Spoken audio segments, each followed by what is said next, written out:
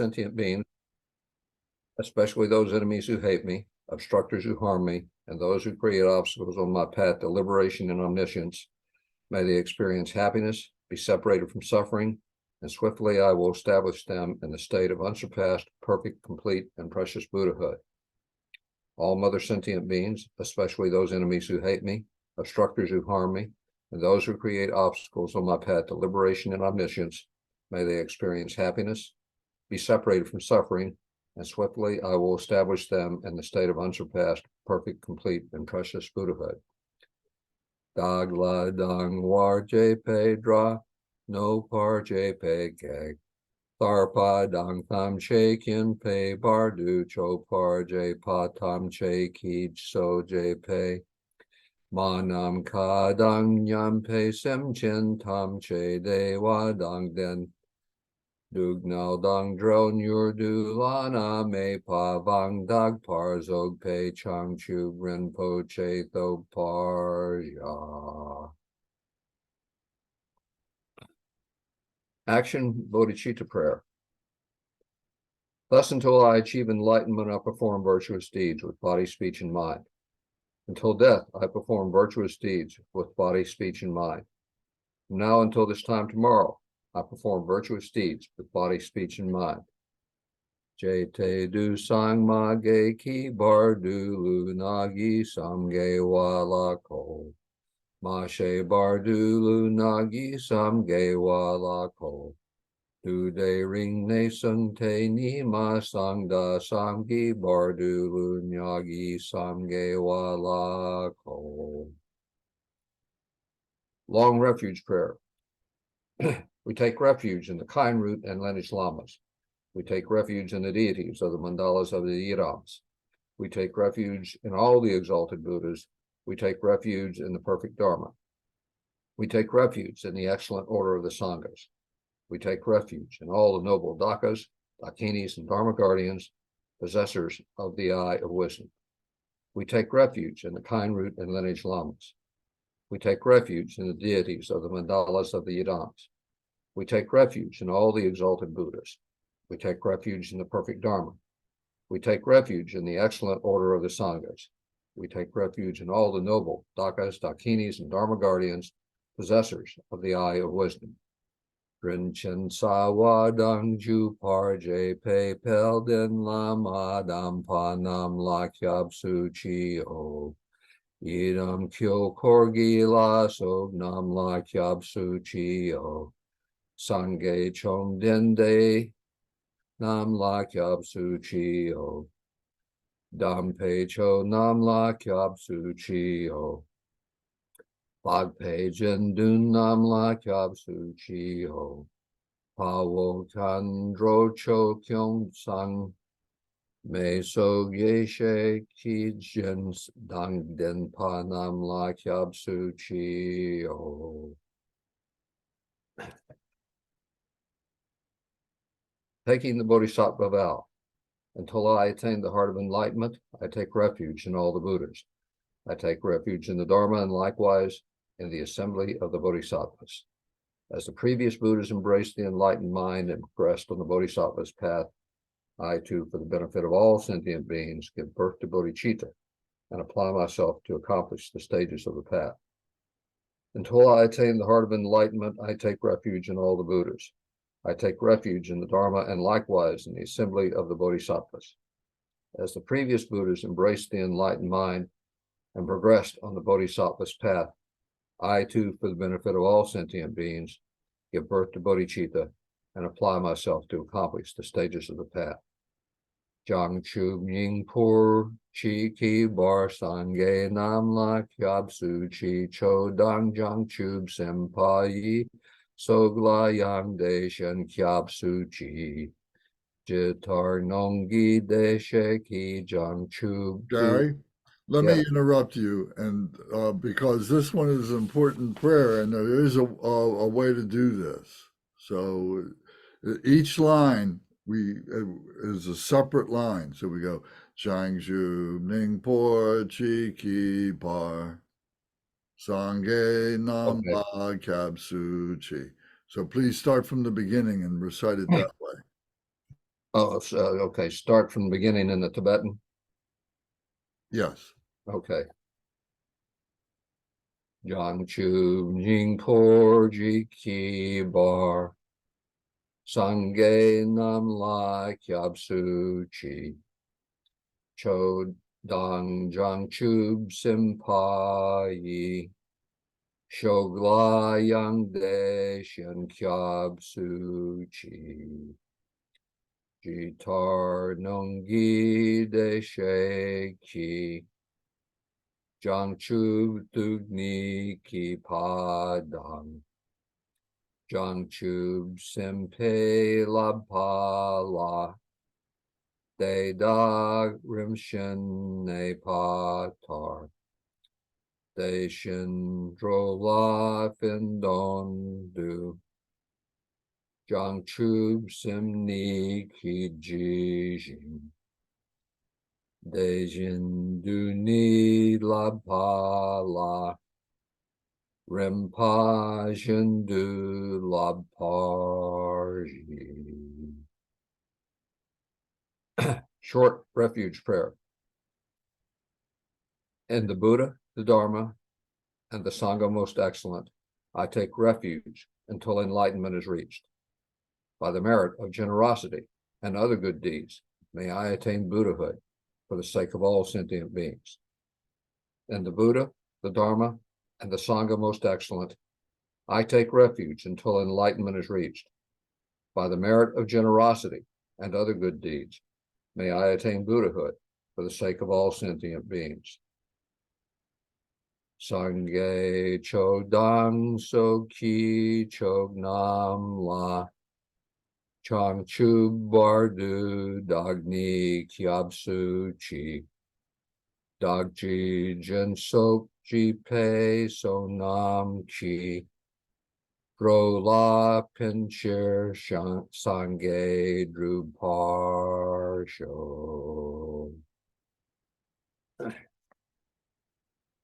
The four immeasurables.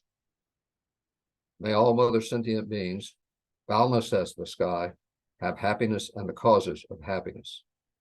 May they be liberated from suffering and the causes of suffering. May they never be separated from the happiness that is free from sorrow. May they rest in equanimity, free from attachment and aversion.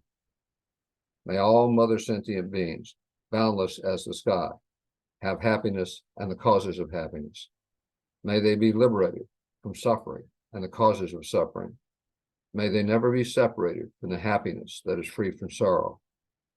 May they rest in equanimity, free from attachment and aversion. Manam kya dang nyam pe sem chen tam che de wa dang de we gyu dang den par jor chi.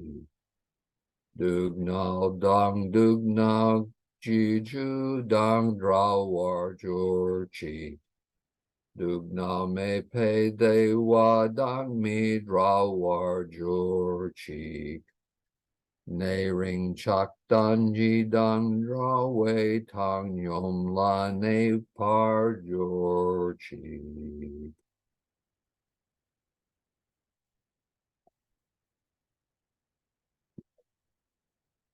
100-syllable purification mantra of Bodhisattva. Om Vajrasattva Samaya. Help to protect my vow to purify myself. May you remain firm with me. Grant me the complete satisfaction. Grow with me. Be loving towards me. Grant me the attainments to master the powers beyond body and nature. Show me all the deeds of body, speech, and mind. Make my mind heart good, virtuous, and auspicious. Revel in the bliss of the four joys, O Blessed One, who embodies the essence within me. Do not abandon me. Grant me the realization of the indestructible nature. Make me one with you. Thus I signify my unity with non-duality. Ah.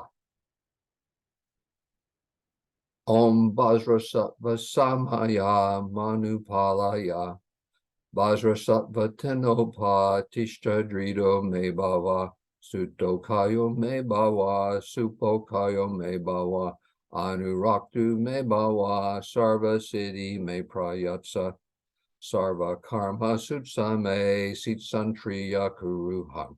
Ha ha ha ha ho, Bhagavan, sarva tathagata, bhajra mame mutsa, bhajre bhava, mahasamaya sattva. Om Vajra Sattva Samaya Manupalaya Vajra Sattva Tenopa Tishta Drido Me Bhava Supokayo Me Bhava Supokayo Me Bhava Anurakto Me Bhava Sarva Siddhi Me Prayatsa Sarva Karma Sutsa Me Sitsantriya Kuruhan. Ha ha ha ha ho Bhagavan Sarva Tathagata Bhajri Mame Mutsa Bhajri Bhava Mahasamaya Sattva Aha. Om Vajra Sattva Samaya Manupalaya Vajra Sattva Tenopa Tishta Drido Me Bhava Sutokayo Me Bhava Supokayo Me Bhava Anurakto me bhava, sarva siddhi me prayatsa, sarva karma sutsa me, sitsan shriya kuruhan. Ha ha ha ha ho, Bhagavan, sarva tathagata, bhajra mame mutsa, bhajri bhava mahasamaya sattva.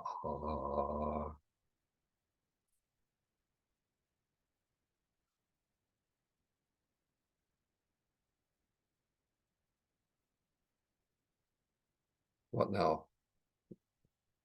Sagari Mati requested sutra. Oh, yes. Thank you. Likewise be extinguished, all enemies to my purpose. Whatever evil forces are in me, be defeated. Do this so that when I am victorious, all pure radiance melts into me, completely purified. Take all this knowledge, food and drink peacefully. Enjoy it and be satisfied, so that all obstacles may be destroyed. Be liberated from all obstacles, all general obstacles. Maras are defeated by this gesture of the Buddha. By reciting this mantra, may all the Maras be purified. As a result, may all the Maras be defeated. Thank you.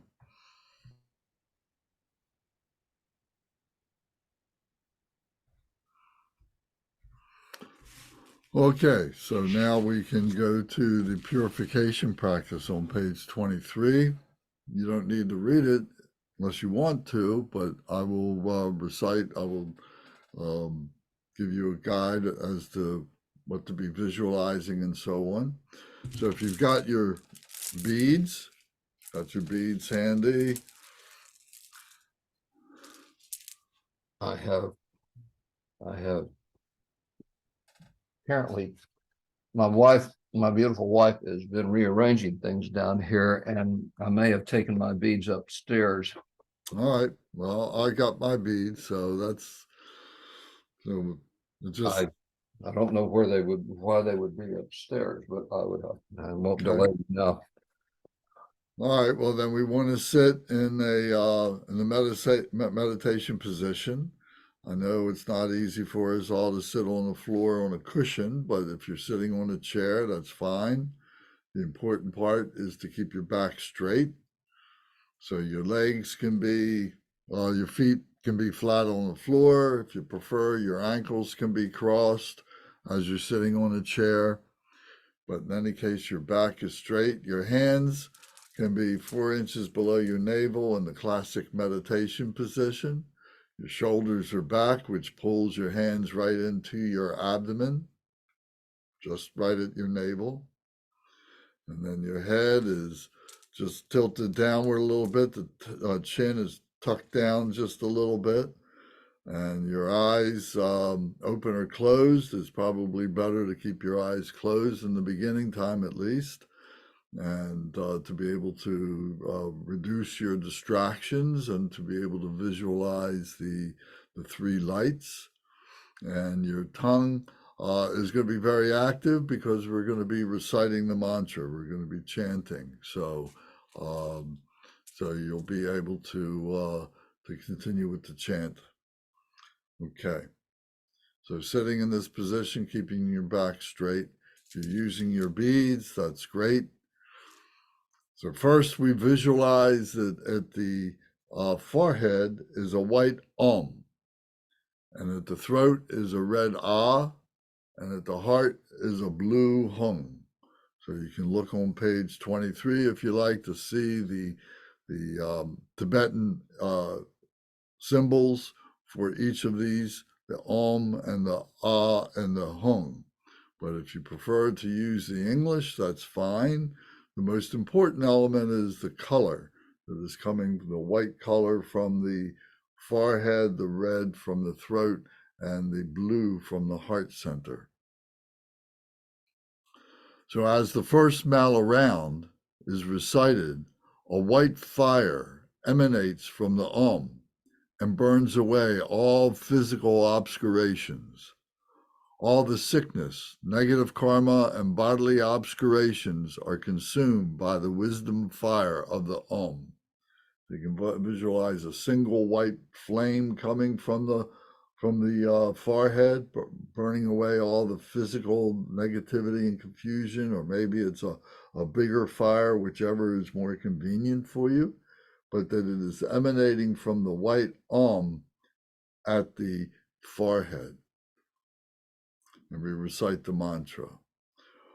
Om Ahum, Om Ahum, Om Ahum, Om Ahum, Om Ahum, Om Ahum, Om Ahum, Om Ahum, Om Ahum. Om Ahum, Om Ahum, Om Ahum, Om Ahum, Om Ahum, Om Ahum, Om Ahum, Om Ahum, Om Ahum. Om Ahum, Om Ahum, Om Ahum, Om Ahum, Om Ahum, Om Ahum, Om Ahum, Om Ahum, Om Ahum. Om Ahum, Om Ahum, Om Ahum, Om Ahum,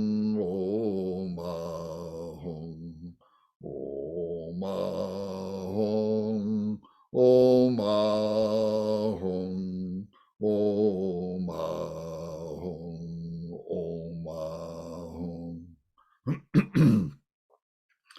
Om Ahum, Om Ahum, Om Ahum, Om Ahum, Om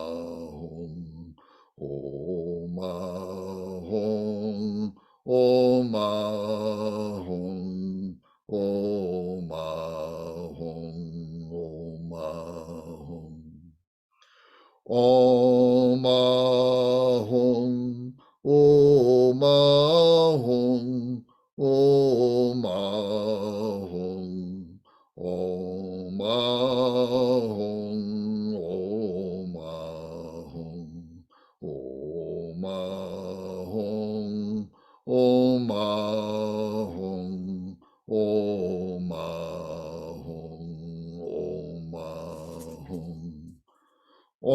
Om Ahum, Om Ahum, Om Ahum, Om Ahum, Om Ahum, Om Ahum, Om Ahum, Om Ahum, Om Ahum.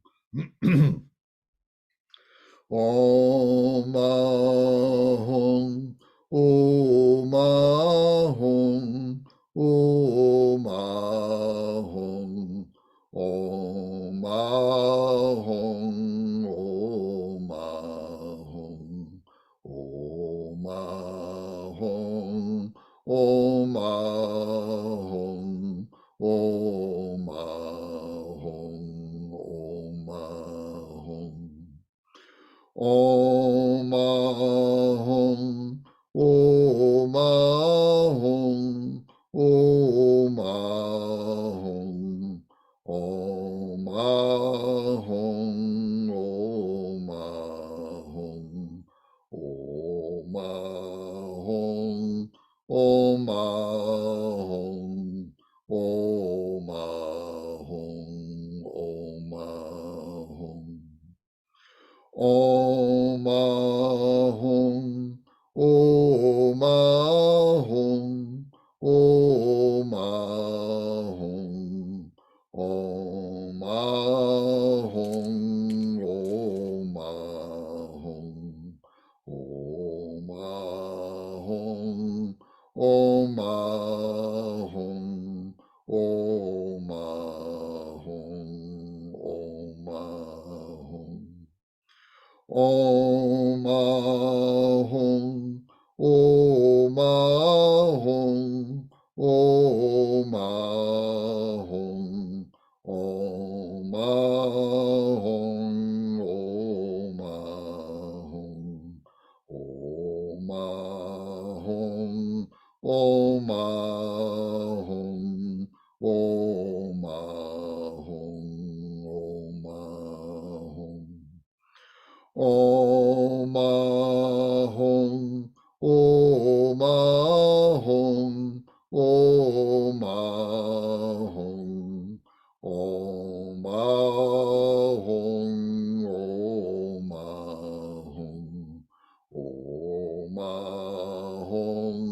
Om Ahong, Om Ahong, Om Ahong, Om Ahong. Om Ahong, Om Ahong, Om Ahong, Om Ahong, Om Ahong, Om Ahong, Om Ahong, Om Ahong, Om Ahong. Om Ahong, Om Ahong, Om Ahong, Om Ahong, Om Ahong, Om Ahong, Om Ahong, Om Ahong, Om Ahong. Om Ahong, Om Ahong, Om Ahong, Om Ahong, Om Ahong, Om Ahong, Om Ahong, Om Ahong, Om Ahong. Om Ahong, Om Ahong, Om Ahong, Om Ahong,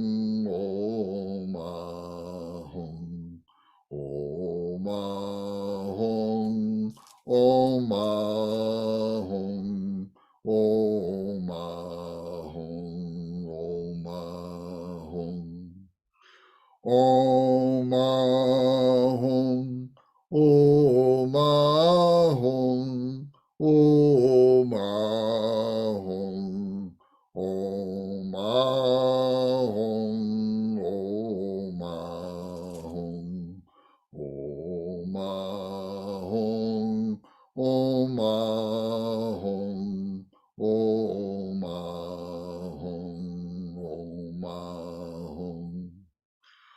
Om Ahong, Om Ahong, Om Ahong, Om Ahong,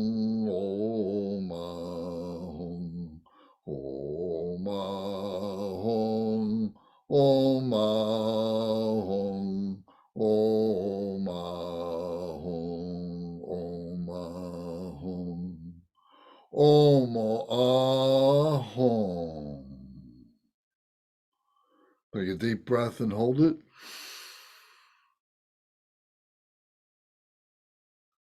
Exhale and hold it.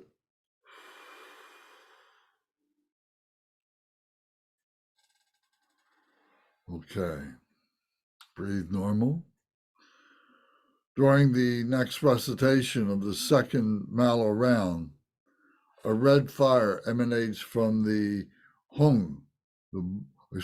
emanates from the red ah at the throat and burns away all the negative obscurations and negative karma that were made through speech.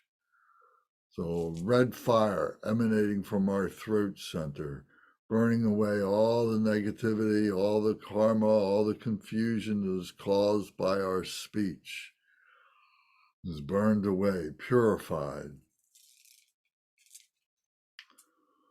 Om Ahum, Om Ahum, Om Ahum, Om Ahum, Om Ahum, Om Ahum, Om Ahum, Om Ahum, Om Ahum. Om Ahum, Om Ahum, Om Ahum, Om Ahum, Om Ahum,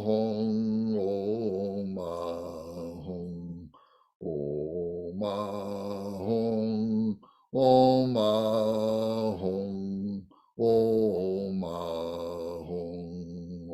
Ahum. Om Ahum, Om Ahum, Om Ahum, Om Ahum, Om Ahum, Om Ahum, Om Ahum, Om Ahum, Om Ahum. Om Ahum, Om Ahum, Om Ahum, Om Ahum, Om Ahum, Om Ahum, Om Ahum, Om Ahum, Om Ahum. Om Ahum, Om Ahum, Om Ahum, Om Ahum, Om Ahum, Om Ahum, Om Ahum, Om Ahum, Om Ahum. Om Ahum, Om Ahum, Om Ahum, Om Ahum, Om Ahum, Om Ahum, Om Ahum, Om Ahum, Om Ahum. Om Ahum, Om Ahum, Om Ahum, Om Ahum, Om Ahum, Om Ahum, Om Ahum, Om Ahum, Om Ahum.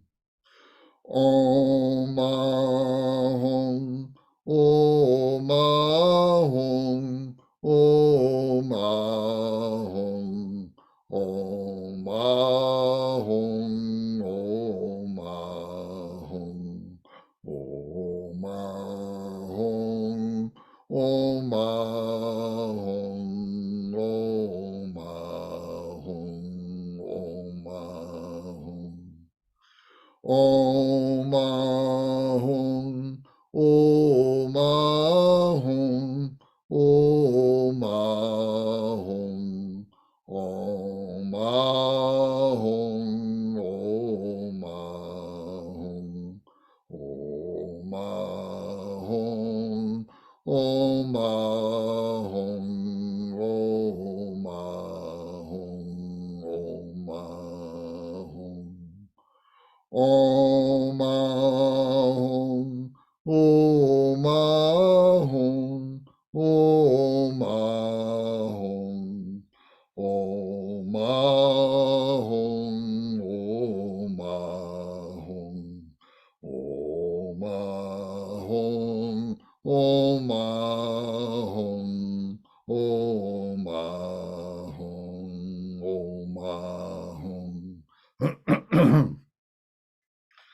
Om Ahum, Om Ahum, Om Ahum, Om Ahum, Om Ahum, Om Ahum, Om Ahum, Om Ahum, Om Ahum. Om Ahum, Om Ahum, Om Ahum, Om Ahum, Om Ahum, Om Ahum, Om Ahum, Om Ahum, Om Ahum. Om Ahum, Om Ahum, Om Ahum, Om Ahum, Om Ahum, Om Ahum, Om Ahum, Om Ahum, Om Ahum. Om Ahum, Om Ahum, Om Ahum, Om Ahum, Om Ahum, Om Ahum, Om Ahum, Om Ahum, Om Ahum. Om Ahum, Om Ahum, Om Ahum, Om Ahum, Om Ahum, Om Ahum, Om Ahum, Om Ahum, Om Ahum. Om Ahum, Om Ahum, Om Ahum, Om Ahum, Om Ahum, Om Ahum, Om Ahum, Om Ahum, Om Ahum. Om Ahum, Om Ahum, Om Ahum, Om Ahum, Om Ahum, Om Ahum, Om Ahum, Om Ahum, Om Ahum. Om Ahum, Om Ahum, Om Ahum, Om Ahum, Om Ahum, Om Ahum, Om Ahum, Om Ahum, Om Ahum. Om Ahum.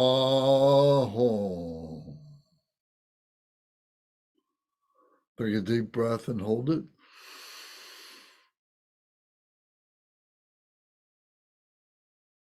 Exhale and hold it.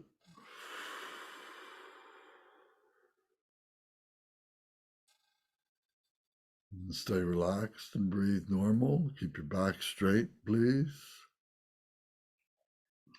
Now, during the third Mala round, a blue fire emerges from the blue hung at the heart and envelops the entire body. All the negative karma and obscurations of the mind are consumed and burned away.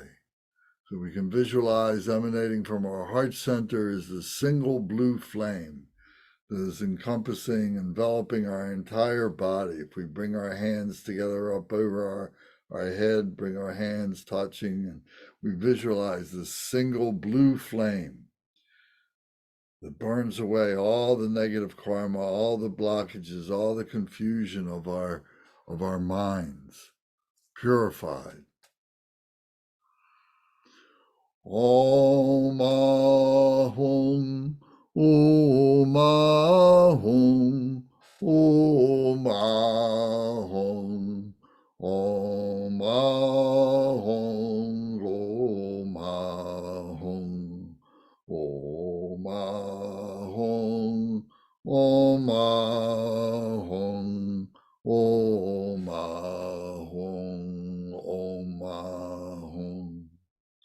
Om Ahum, Om Ahum, Om Ahum, Om Ahum, Om Ahum, Om Ahum, Om Ahum, Om Ahum, Om Ahum. Om Ahum, Om Ahum, Om Ahum, Om Ahum, Om Ahum, Om Ahum, Om Ahum, Om Ahum, Om Ahum. Om Ahum, Om Ahum, Om Ahum, Om Ahum, Om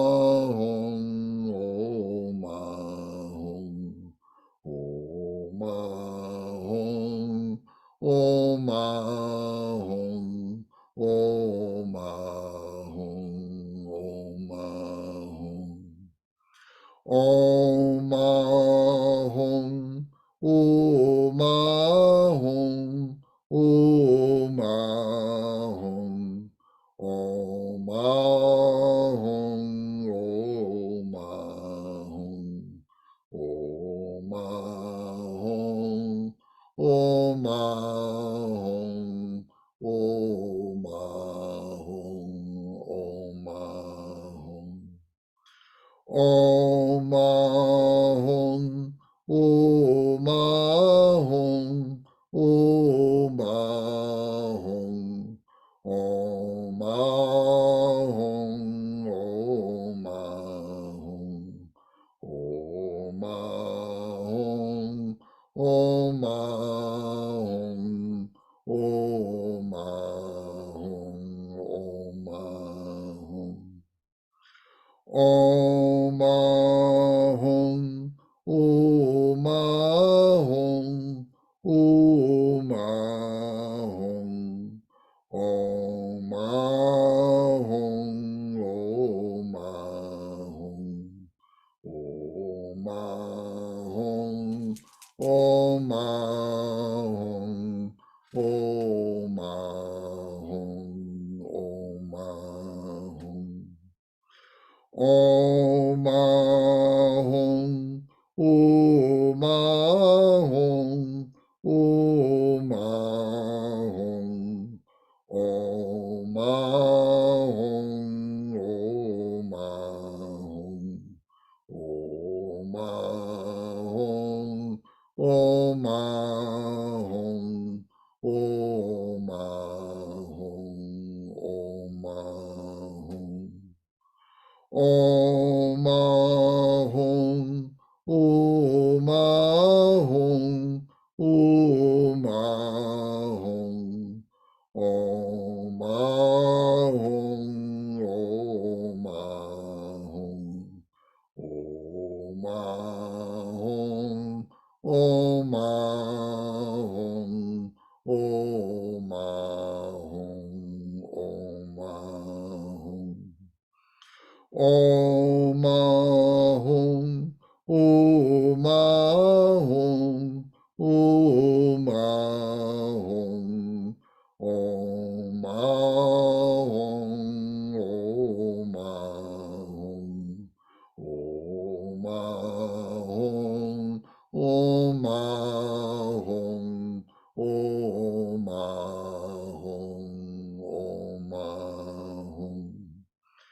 Om Ahong, Om Ahong, Om Ahong, Om Ahong, Om Ahong, Om Ahong, Om Ahong, Om Ahong, Om Ahong. Om Ahong, Om Ahong, Om Ahong, Om Ahong, Om Ahong, Om Ahong, Om Ahong, Om Ahong, Om Ahong. Om Ahong, Om Ahong, Om Ahong, Om Ahong, Om Ahong, Om Ahong, Om Ahong, Om Ahong, Om Ahong. Om Ahong, Om Ahong, Om Ahong, Om Ahong, Om Ahong, Om Ahong, Om Ahong, Om Ahong, Om Ahong. Om Ahong. Take a deep breath and hold it.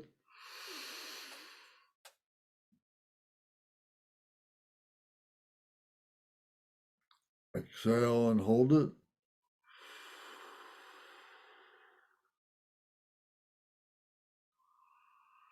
Check your body position. Keep your back straight.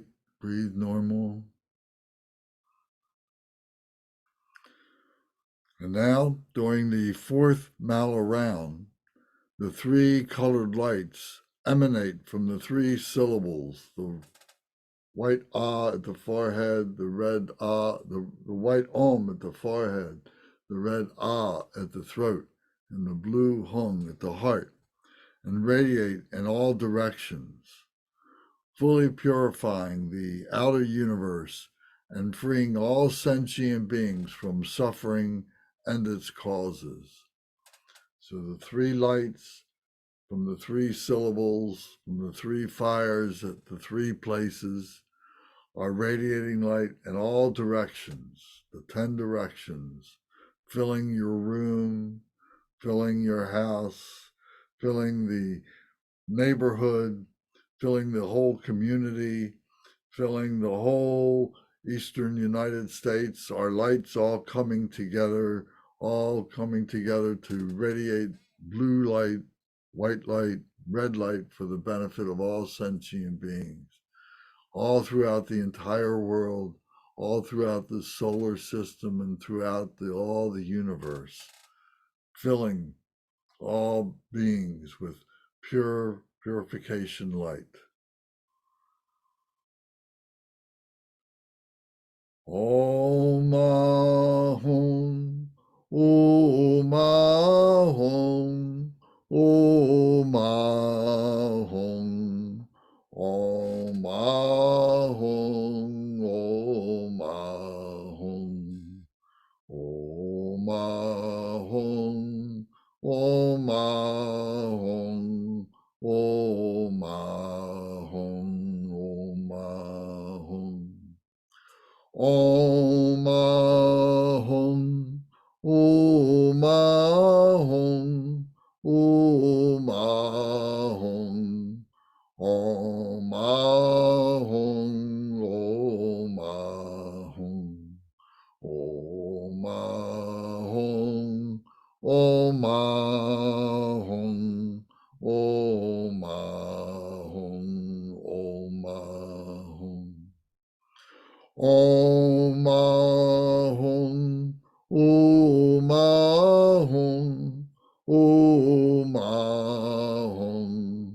Om Ahum, Om Ahum, Om Ahum, Om Ahum, Om Ahum, Om Ahum. Om Ahum, Om Ahum, Om Ahum, Om Ahum, Om Ahum, Om Ahum, Om Ahum, Om Ahum, Om Ahum. Om Ahum, Om Ahum, Om Ahum, Om Ahum, Om Ahum,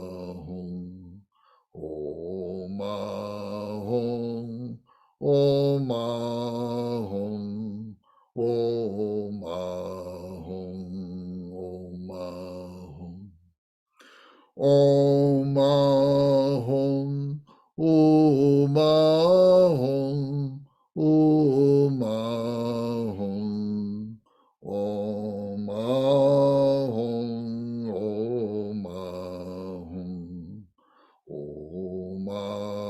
Ahum, Om Ahum, Om Ahum, Om Ahum, Om Ahum.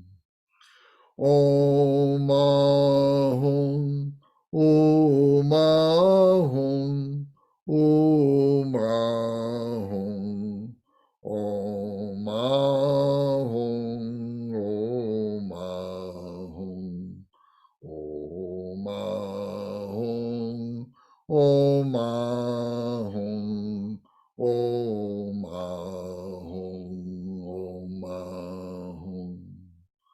Om Ahum, Om Ahum, Om Ahum, Om Ahum, Om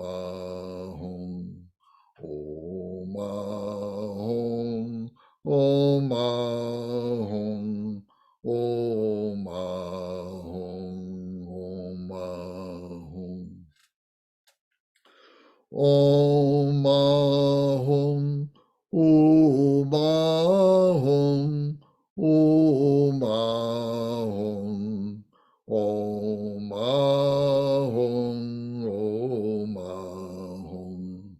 Om Ahum, Om Ahum, Om Ahum, Om Ahum, Om Ahum. Om Ahum, Om Ahum, Om Ahum, Om Ahum, Om Ahum, Om Ahum, Om Ahum, Om Ahum, Om Ahum. Om Ahum, Om Ahum, Om Ahum, Om Ahum, Om Ahum, Om Ahum, Om Ahum, Om Ahum, Om Ahum.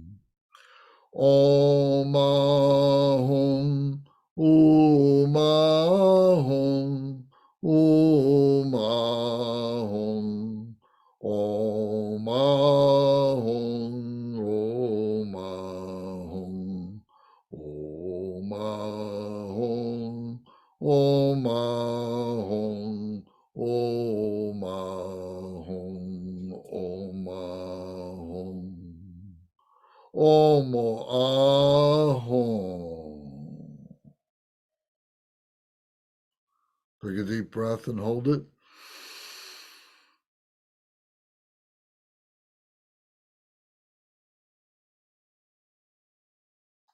Exhale. Hold the vacant breath.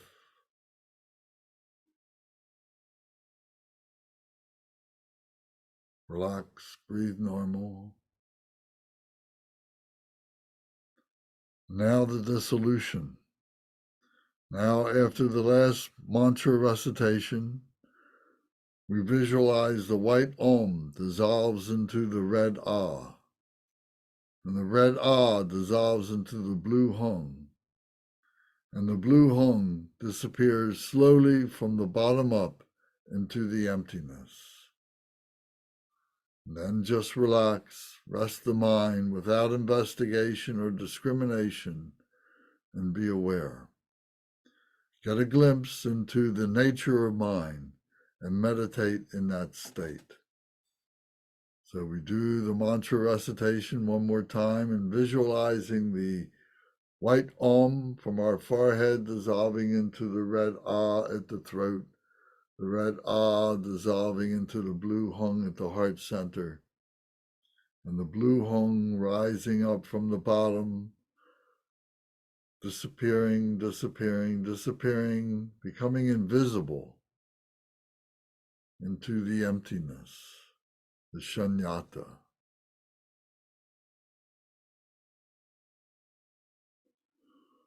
Om Ahom, Om Ahom, Om Ahom, Om Ahom, Om Ahom, Om Ahom, Om Ahom, Om Ahom, Om Ahom.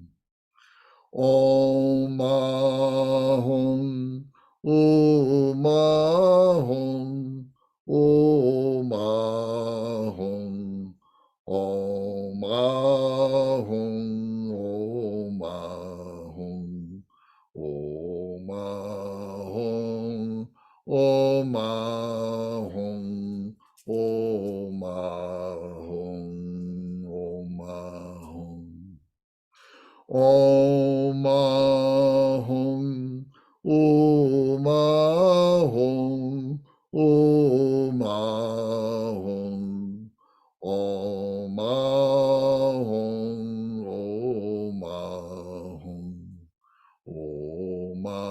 Ahom, Om Ahom, Om Ahom, Om Ahom, Om Ahom.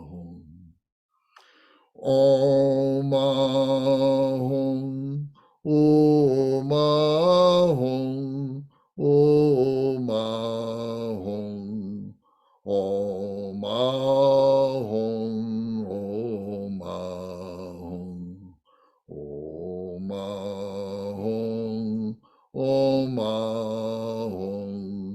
Om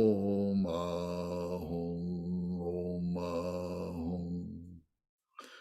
Om Ahom, Om Ahom, Om Ahom, Om Ahom, Om Ahom, Om Ahom, Om Ahom, Om Ahom, Om Ahom.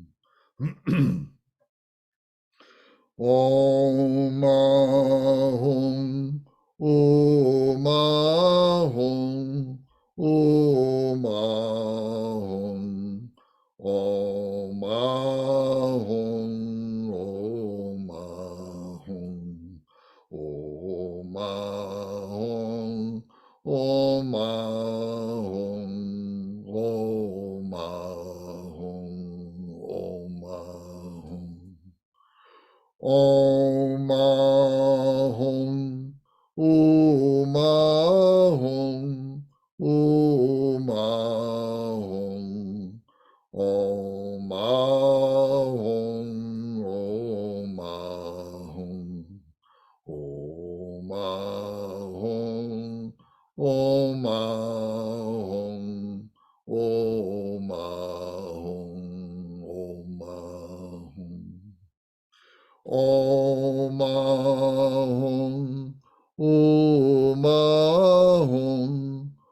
Om Ahum. Om Ahum. Om Ahum. Om Ahum. Om Ahum. Om Ahum. Om Ahum. Om Ahum. Om Ahum. Om Ahum. Om Ahum.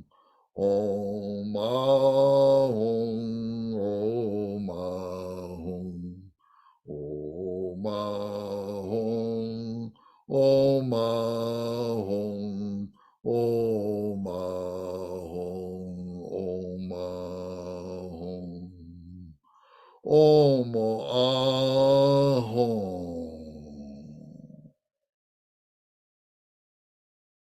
Take a deep breath and hold it.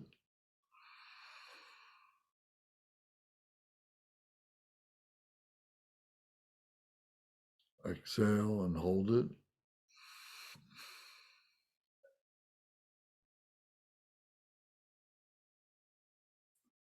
Stay relaxed and breathe normal. Let the mind, without investigation or discrimination, just be aware. Rest the mind. And catch a glimpse into the nature of the mind and meditate in that state. Do a 15-minute meditation. If your mind wanders, just bring it back to the dissolution of the three syllables of the three lights, dissolving one into another into the emptiness.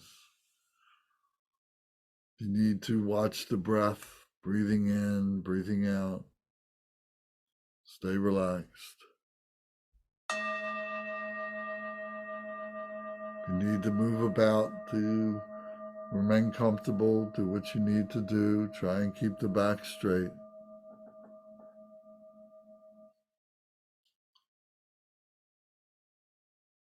Just relax. Om Ahum.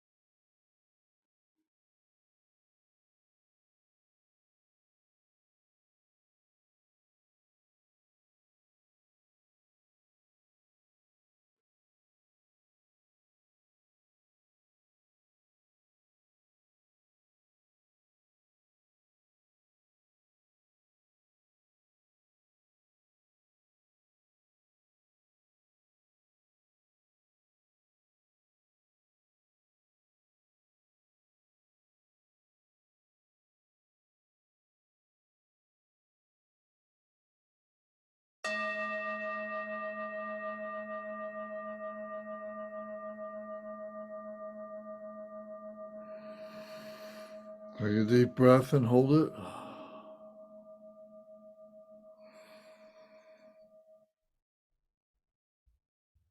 Exhale and hold the breath.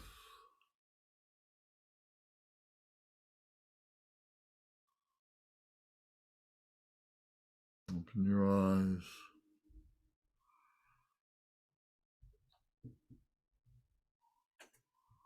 Now we'll take a 20-minute break and come back. Maintain your post-meditation mind. Try and stay quiet. When we come back, we can talk about how we feel and how the experience was. See you in 20 minutes. So the time will be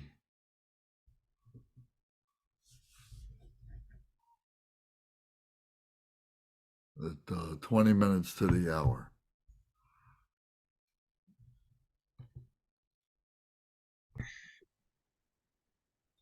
Okay, so we'll continue now.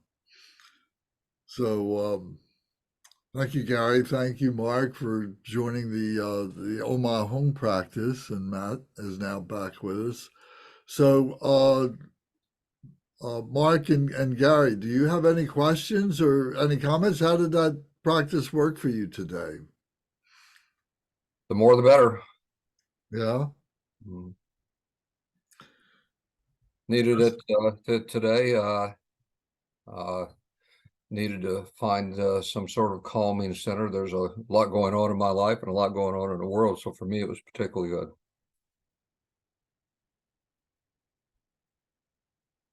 Well, good.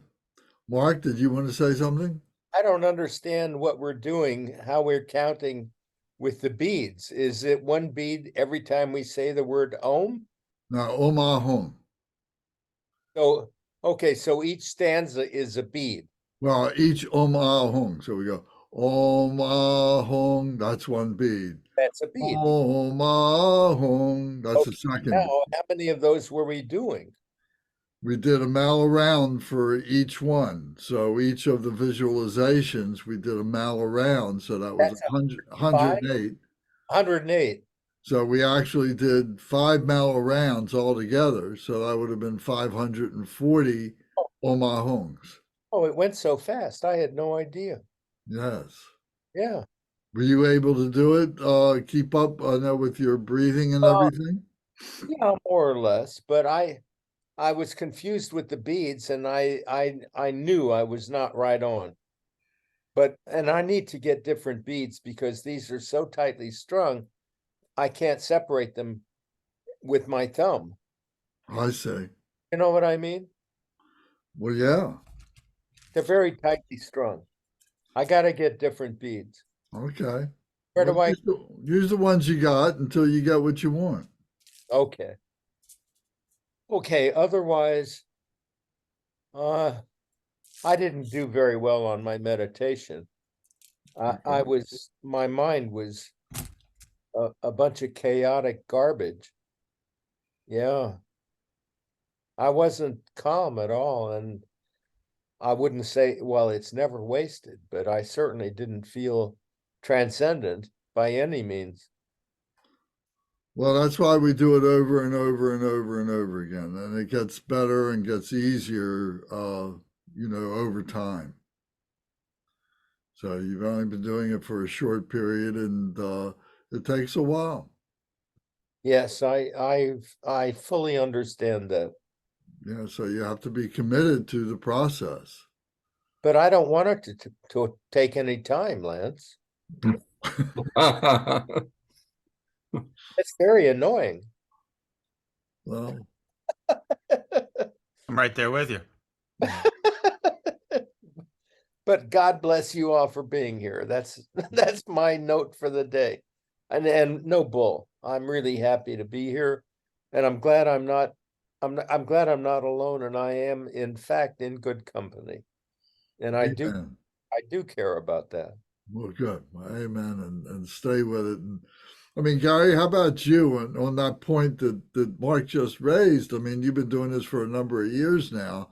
Have you seen improvement in the way you'll be able to to have the meditation? Has the meditation gotten better for you, or has it stayed the same? Or I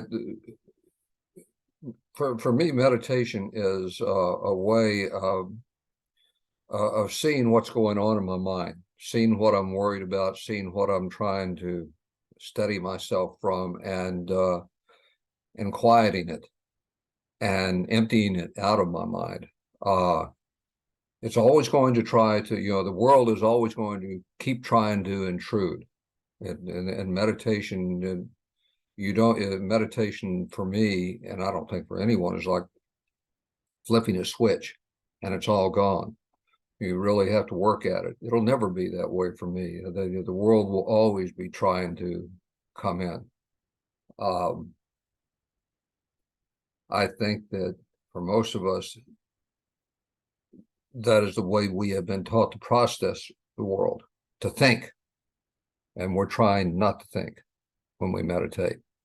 So it's a work in progress. It always will be until I move on to whatever is ahead. Okay, thank you. Have you seen progress? Yes. Some days are just so good.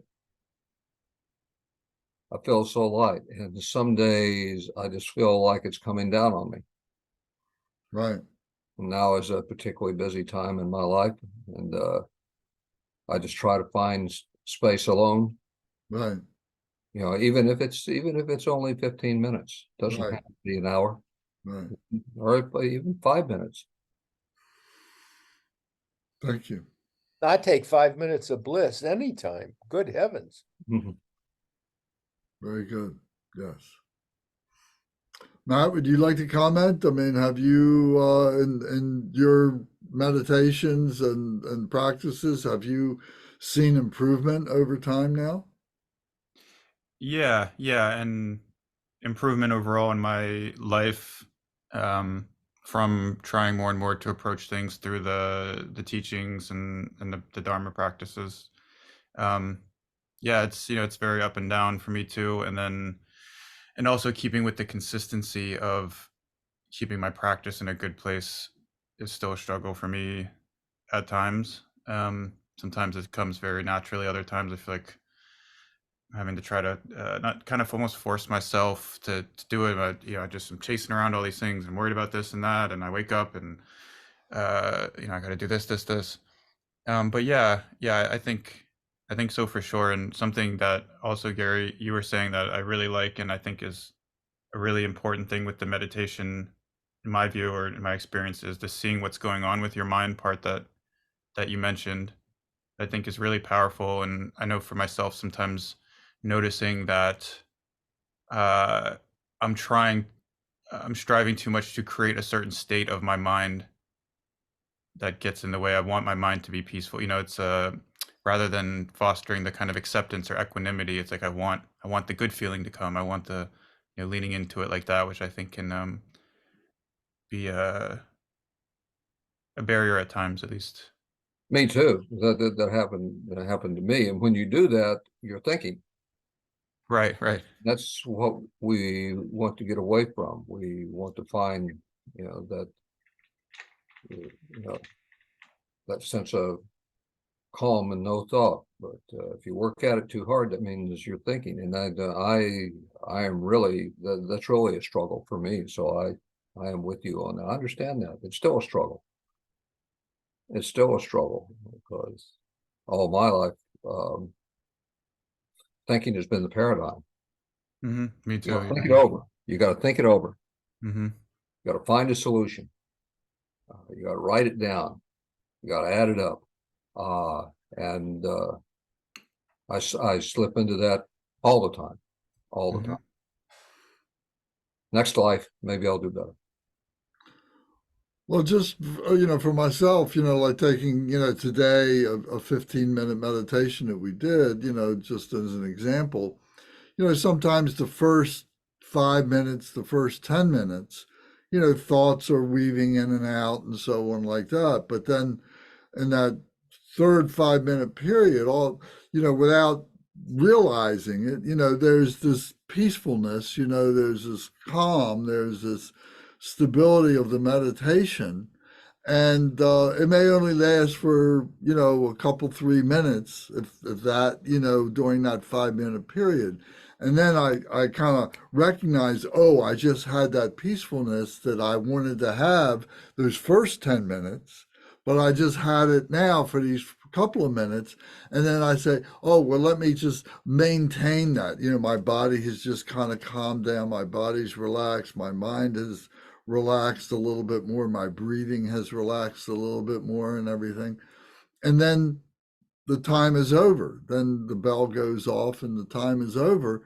And then that post meditation period then, is very calm and peaceful. You see that there's a change in the way I'm feeling right now. So that's a perfectly normal thing for me anyway, to have that kind of, you have a little bit of agitation, you have that peace, you kind of come out of that peace, and then you're saying, oh, well, now I need to maintain that peace and keep on in the stability of it and so on. So, and then I didn't want to turn the TV on. I don't want to call anybody. I don't want to look at anything, I just want to stay relaxed. I have a question, Lance, with meditation.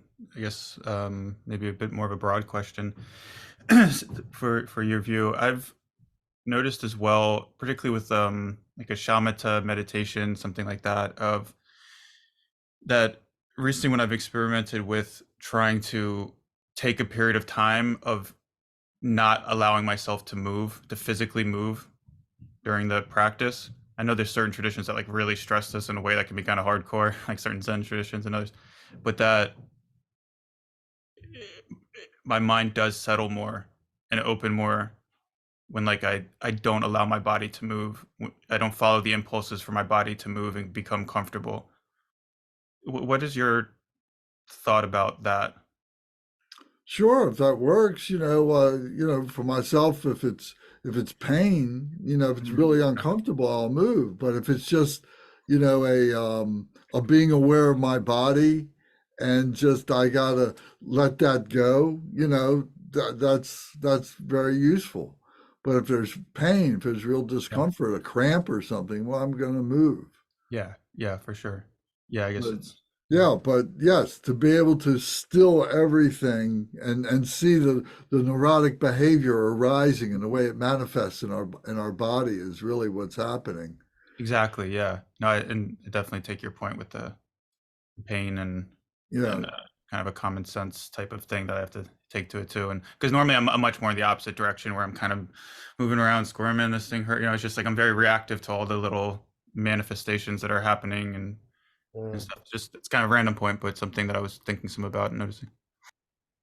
yeah, and a lot of people will become aware of their body. They become aware of things that they just took for granted, weren't aware of, and they say, "Oh, when I start to meditate, all of a sudden it's like my mind just gets very active."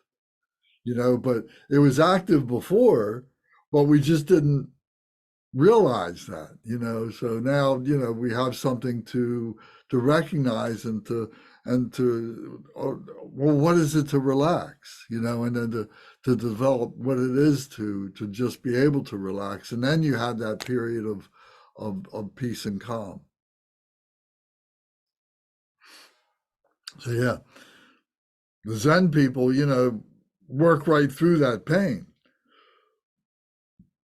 But the Tibetan people say, no, just do what you got. Excuse me, do what you got to do to be comfortable, and it doesn't matter where you are, So,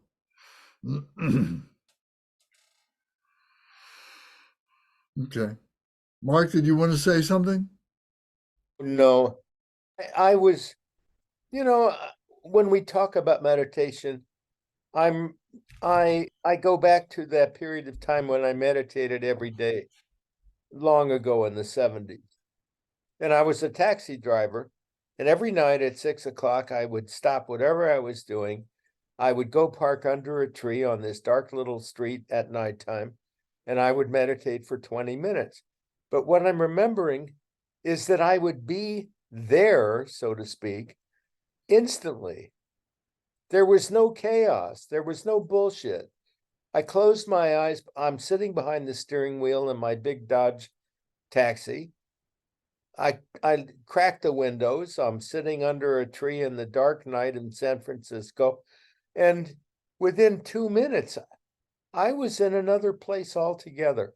And that is driving me now because I want that back. Well, you got to see, it'll take a little bit of time, but you should be able to get back to that. I mean, that's perfectly good, you know, and you probably had to work to get to that, you know, but now you got to work to get it back. Yes, I don't remember what part of, how many months or years into my meditation I was, but TM, for all the crap that everybody threw at it, was a very excellent method to begin meditations. Absolutely. Yeah. I mean, and basically we're teaching the same thing, you know, and we're talking about prayers, we're talking about one-pointed mindfulness, you know, looking at our motivation and going through the 4 thoughts that turn the mind to the Dharma. So it's, you're just gradually doing that. And eventually you just get to the point where, like you just said, you just sit down and in 2 minutes you can be right there. Yeah. Where you want to be. I You want just that. slide right through all the preliminary stuff and you go right to the meditation. Yes. Yeah. And that was 7 days a week. But I was younger. What's the word? It was more believable somehow then. And now it's work. And I don't know what to do about that. You got to work through it. You got to work through it. Don't let it be an obstacle, you know, just say, okay, it is what it is now. This is what I got to do. And you don't remember that you had to do the work before. I don't remember. I'm quite sure that you did. I just remember it being effortless, but of course there was more going on. Yeah, well, yeah. Yeah. Anyway, that's all I had to share. All right, well, I'm glad you did because it makes sense and you still got to do the work is the bottom line. And you'll get there. I will. I know I will. And I'm going to share that with all of you when as I get it, I will share. Good. Okay. Yeah. All right, well, good. Well, is there anything else that anybody would like to talk about?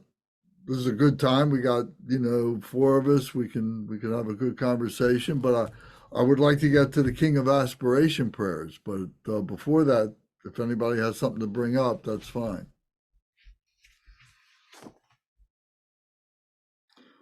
Okay.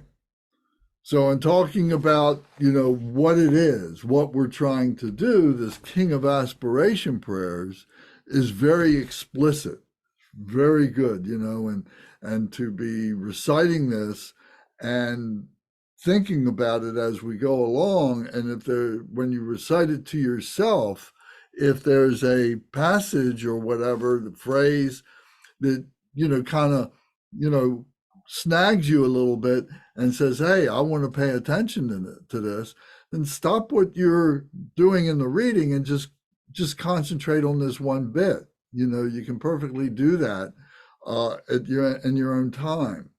But right now we're doing it as a group, so we read through the whole thing and then we come back and we're still talking about the explanation. So I hope you're taking notes. I hope you got a pencil or something and you can write in the margins on this book, and don't feel bad about that. If you want a pristine copy, I can print another copy for you. I have other copies here you can have, so don't worry about that. But Mark and I were talking about this the other day, and that is, making, your notes inside the book is just perfectly fine. And I learned that, that it was possible from one of my great teachers many years ago. And I went to visit him and I had a question for him. And he pulls out his book and it's got all kinds of notes written in it. And I said, geez, if he can do that, why can't I? You know, because I had all these pieces of paper around and they would, you know, get out of place and I couldn't find the note to a question I had about a particular passage. But if I write it in the margins, it's right there. It stays there. So it's very practical. And why not? You know, the idea that these things are holy things and I can't desecrate them by putting in embellishments or notes is ludicrous.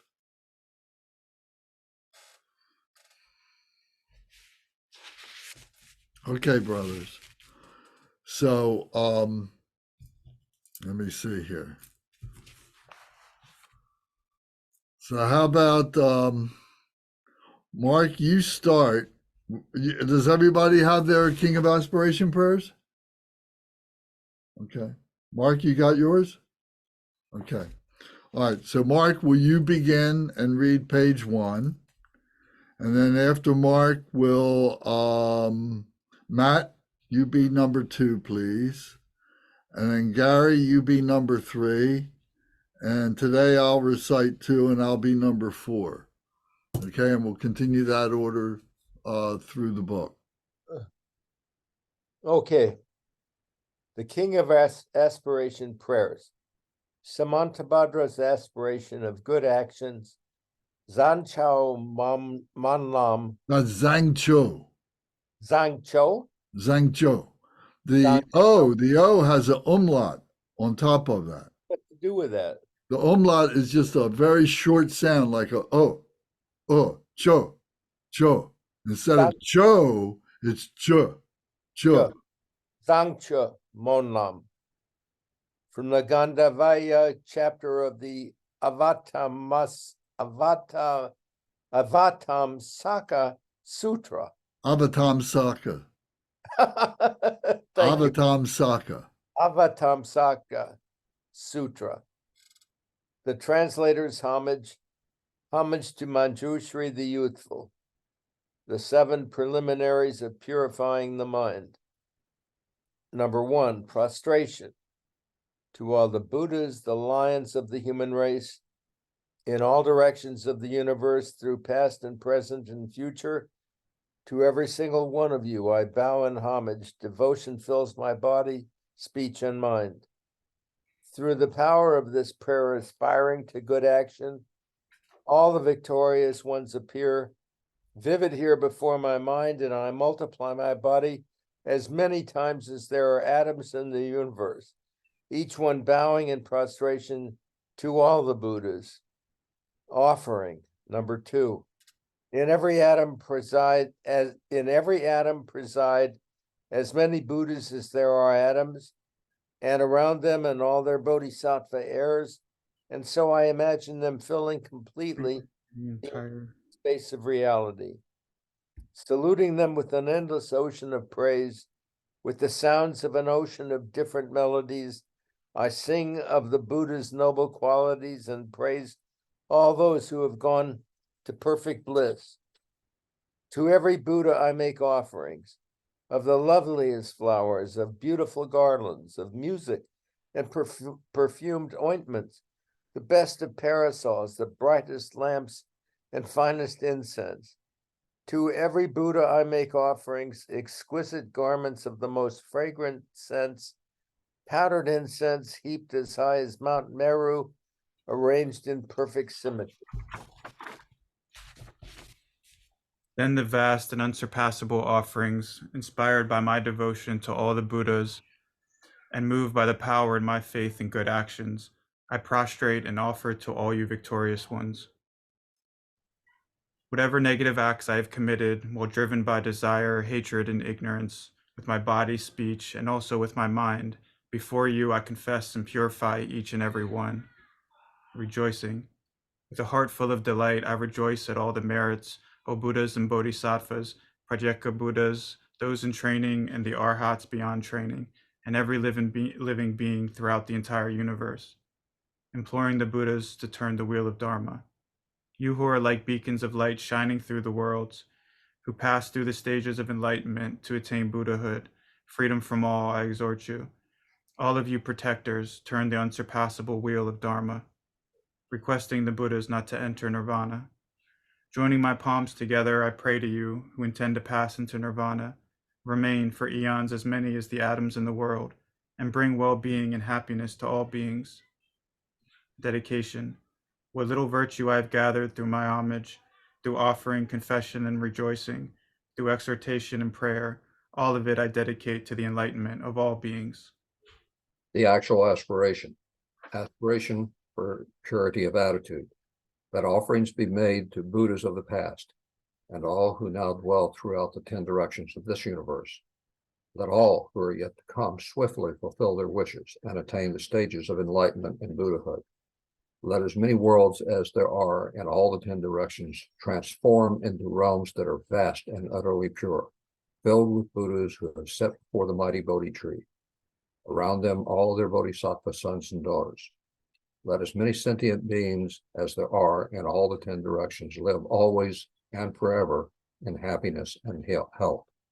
Let all beings meet the Dharma that befits them best, and so may all they hope for be fulfilled.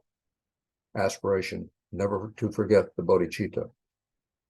As I practice the training for enlightenment, may I recall all my previous births, and in successive lives, through death and rebirth, may I always renounce the worldly life. Training in the footsteps of all the victorious Buddhas, may I bring good actions to perfection, and my moral conduct be taintless and pure, never lapsing and always free from fault. In the language of the gods, Nagas, and Yaksas, in the language of demons and of humans too, in however many kinds of speech there may be, I shall proclaim the Dharma in the language of all. Taming my mind and striving in the paramitas, I will never forget the bodhicitta.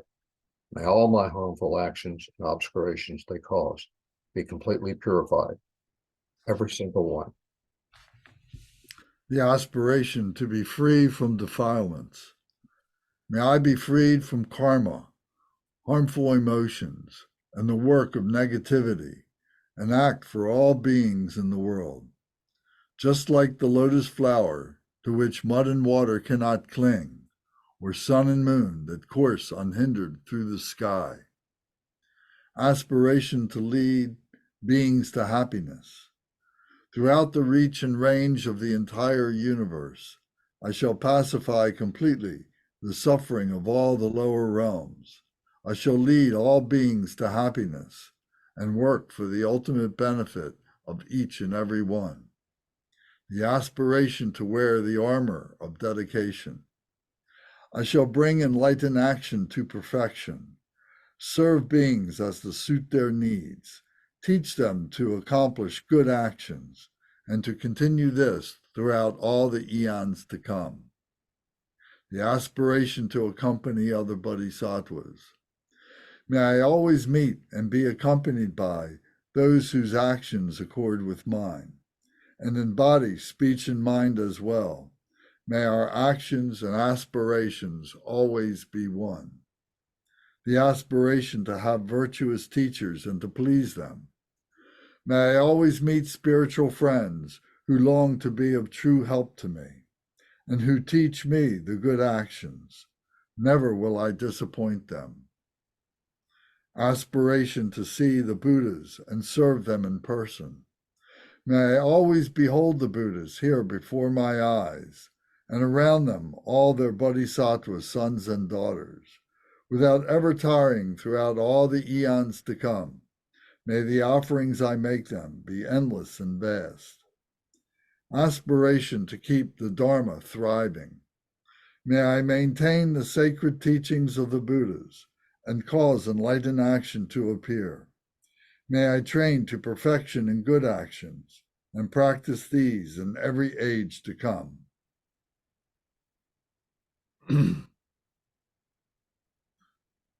Aspiration to acquire inexhaustible treasure. As I wander through all states of samsaric existence, may I gather inexhaustible merit and wisdom, and so become an inexhaustible treasury of noble qualities, of skill and discernment, samadhi and liberation, aspirations of the different methods for entering the good actions, seeing the Buddha and their pure realms. In a single atom, may I see as many pure realms as atoms of the universe, and in each atom, Buddhas beyond imagining, encircled by all their Bodhisattva heirs.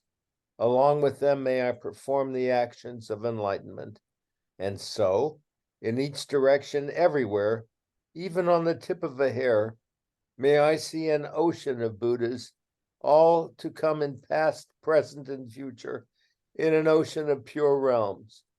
And throughout an ocean of eons, may I enter the enlightened action in each and every one, listening to the speech of the Buddhas. In each single word of a Buddha's speech, that voice with its ocean of qualities bears all the purity of the speech of all the Buddhas, sounds that harmonize with the minds of all living beings. May I always be engaged with the speech of the Buddhas, hearing the turning of the wheel of Dharma. With all the power of my mind, may I hear and realize the inexhaustible melody of the teachings spoken by all the Buddhas of past, present, and future, as they turn the wheels of Dharma, entering into all the eons, just as the wisdom of the Buddhas penetrates all future eons, so may I too know them instantly. And in each fraction of an instant, may I know all that will ever be past, present, and future. Seeing all the Buddhas in one instant. In an instant, may I behold all those who are the lions of the human race, the Buddhas of past, present, and future. Entering the sphere of activity of the Buddhas, may I always be engaged in the Buddha's way of life and action, through the power of liberation, where all is realized as like an illusion, accomplishing and entering the pure lands. On a single atom, may I actually bring about the entire array of pure realms of past, present, and future, and then enter into those pure Buddha realms in each atom and in each and every direction, entering into the presence of Buddhas. When those who illuminate the world still to come gradually attain Buddhahood, turn the wheel of Dharma, and demonstrate the final profound peace of nirvana, may I always be in their presence. Aspiration to the power of enlightenment through 9 powers. Through the power of swift miracles, the power of the vehicle like a doorway, the power of conduct that possesses all virtuous qualities, the power of loving kindness all pervasive, the power of merit that is totally virtuous, the power of wisdom free from attachment, and the power of knowledge, skillful means and samadhi, may I perfectly accomplish the power of enlightenment. Aspiration to the antidotes that pacify the obscurations. May I purify the power of karma, destroy the power of harmful emotions, render negativity utterly powerless, and perfect the power of good actions. Aspiration and enlightened activities. I shall purify oceans of realms, liberate oceans of sentient beings, understand oceans of Dharma, realize oceans of wisdom, perfect oceans of action, fulfill oceans of aspirations, serve oceans of Buddhas, and perform these without ever growing weary through oceans of eons. Aspiration for training. To emulate the Buddhas, all the Buddhas throughout the whole of time attained enlightenment through good actions and their prayers and aspirations for enlightened action. May I fulfill them all completely. To emulate the Bodhisattvas, Samantabhadra. The eldest of the sons of all the Buddhas is called Samantabhadra, all good. So that I may act with a skill like his, may I dedicate fully all these merits. To purify my body, my speech, and my mind as well. To purify my actions in all realms. May I be the equal of Samantabhadra in his skill and good dedication. Manjushri. In order to perform the full virtue of good actions I shall act according to Manjushri's prayers of aspiration. And without ever growing weary in all the eons to come, I perfectly fulfill every one of his aims. Concluding aspiration. Let my Bodhisattva acts be beyond measure. Let my enlightened qualities be measureless too. Keeping to this immeasurable activity, may I accomplish all the miraculous powers of enlightenment. Extent of the aspiration. Sentient beings are as limitless as the boundless expanse of space. So shall my prayers of aspiration for them be as limitless as their karma and harmful emotions. The benefits for making aspirations. The benefits of making aspirations in general. Whoever hears this king of dedication prayers and yearns for supreme enlightenment, and even once arouses faith, will gain true merit greater still.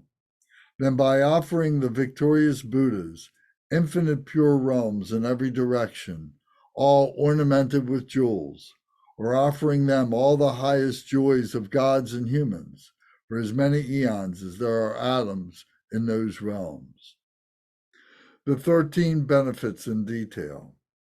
Whoever truly makes this aspiration to good actions will never again be reborn in lower realms. They will be free from harmful companions and soon behold the Buddha of boundless light. They will acquire all kinds of benefits and live in happiness. Even in this present life, all will go well. And before long, they will become just like Samantabhadra. All negative acts, even the 5 of immediate retribution, whatever they have committed in the grip of ignorance, will soon be completely purified if they recite this aspiration of good actions. They will possess perfect wisdom, beauty, and excellent signs, be born in a good family and with a radiant appearance. Demons and heretics will never harm them, and all 3 worlds will honor them with offerings. They will quickly go beneath the Bodhi tree, and there will they sit to benefit all sentient beings that awaken to enlightenment, turn the wheel of Dharma, and tame Mara with all his hordes. The benefits in brief. The full result of keeping teachings or reading this prayer of aspiration of good actions is known to the Buddhas alone. Have no doubt, supreme enlightenment will be yours. Dedication of the merits of this meritorious aspiration. 1. Dedication that follows the Bodhisattvas. Just as the Bodhisattva Manjushri attained omniscience and Samantabhadra too, all these merits now I dedicate to train the following in their footsteps. 2. Dedication that follows the Buddhas. As all the victorious Buddhas of the past, present, and future praise dedication as supreme, so now I dedicate all these roots of virtue for all beings to perfect good actions. 3. Dedication towards actualizing the result. When it is time for me to die, let all that obscures me fade away, so I look to Amitabha there in person and go at once to his pure land of Sukhavati. In that pure land, may I actualize every single one of all these aspirations. May I fulfill them each and every one and bring help to beings for as long as the universe remains. Dedication towards receiving a prophecy from the Buddhas. Born there in a beautiful lotus flower, in the excellent and joyous Buddha realm, may the Buddha Amitabha himself grant me the prophecy foretelling my enlightenment. Dedication towards serving others. Having received the prophecy here with my billion of emanations, sent out through the power of my mind, may I bring enormous benefit to sentient beings in all the 10 directions. Conclusion. Through whatever small virtues I have gained by reciting this aspiration of good actions, may the virtuous wishes of all beings, prayers, and aspirations all be instantly accomplished. through the true and boundless merit attained by dedicating the aspiration of good actions, may all those now drowning in the ocean of suffering reach the supreme realm of Amitabha. May the King of Aspirations bring about the supreme aim and benefit of all infinite sentient beings. May they perfect what is described in this holy prayer uttered by Samantabhadra. May the lower realms be entirely emptied. End of prayer. Words of truth to accomplish aspirations. By the blessings of the Buddhas who have attained the three kayas and the unchanging truth of reality, as well as the unwavering aspiration of the Sangha, may all the aspirations and dedication prayers be fulfilled. Very good. Thank you. Can I say something? Certainly. I've been through this prayer now 4 times. And every time, from top to bottom, it puts tears in my eyes. This is exquisite. This is special.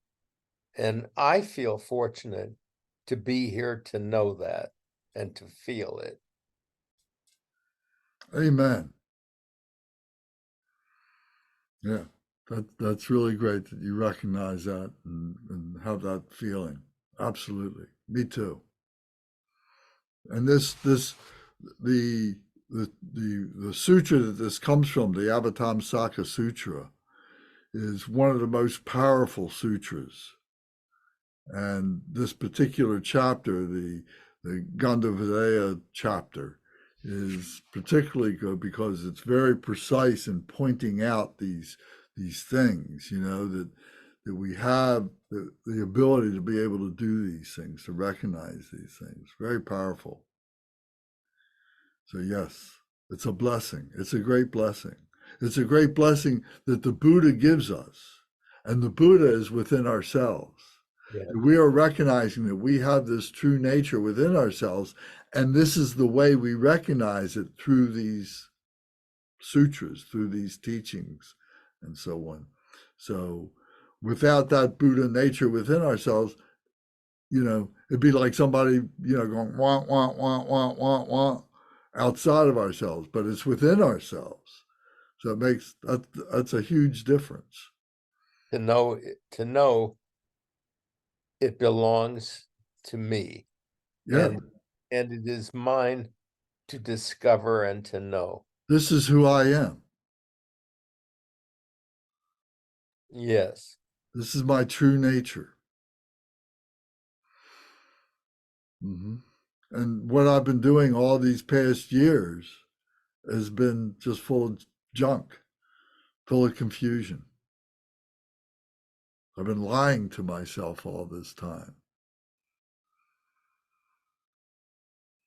This is Buddhism, and it is remarkable. That's why I happen to be here, and I'm grateful to all of you here now to share this with me. Yes, indeed.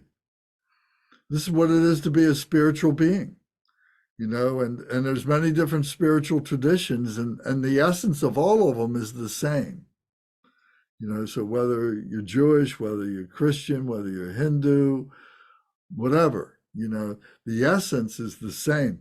This Buddhism really, is able to articulate it very well.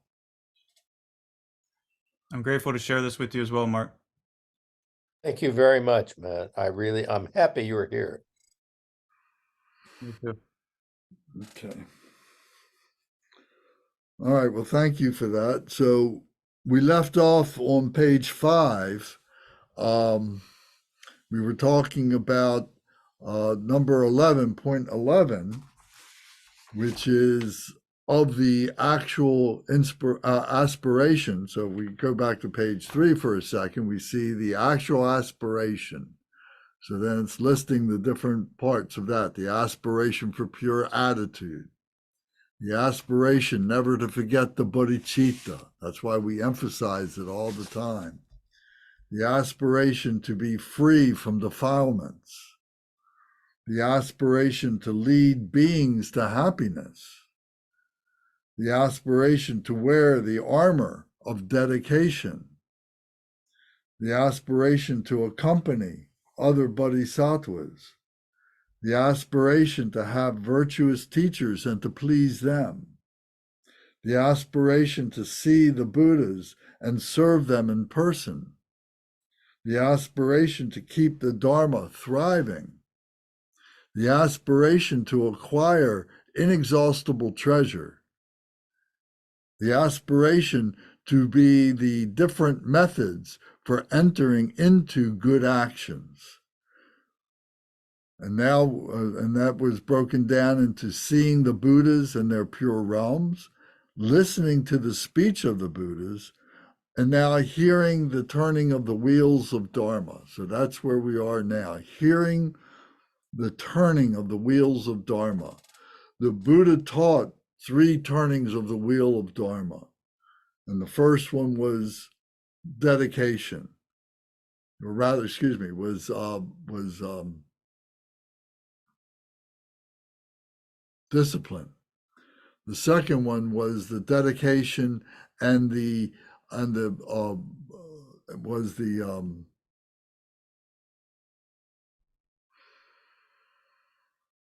devotion. The devotion to the dedication for other beings was the second turning of the wheel. And the third turning of the wheel was the wheel of wisdom, to be able to attain the Buddha nature ourselves, to recognize the Buddha nature, to become Buddha nature through wisdom. So hearing the turning of the wheels of the Dharma. With all the power of my mind, may I hear and realize the inexhaustible melody of the teachings spoken by all the Buddhas of past, present, and future as they turn the wheels of Dharma.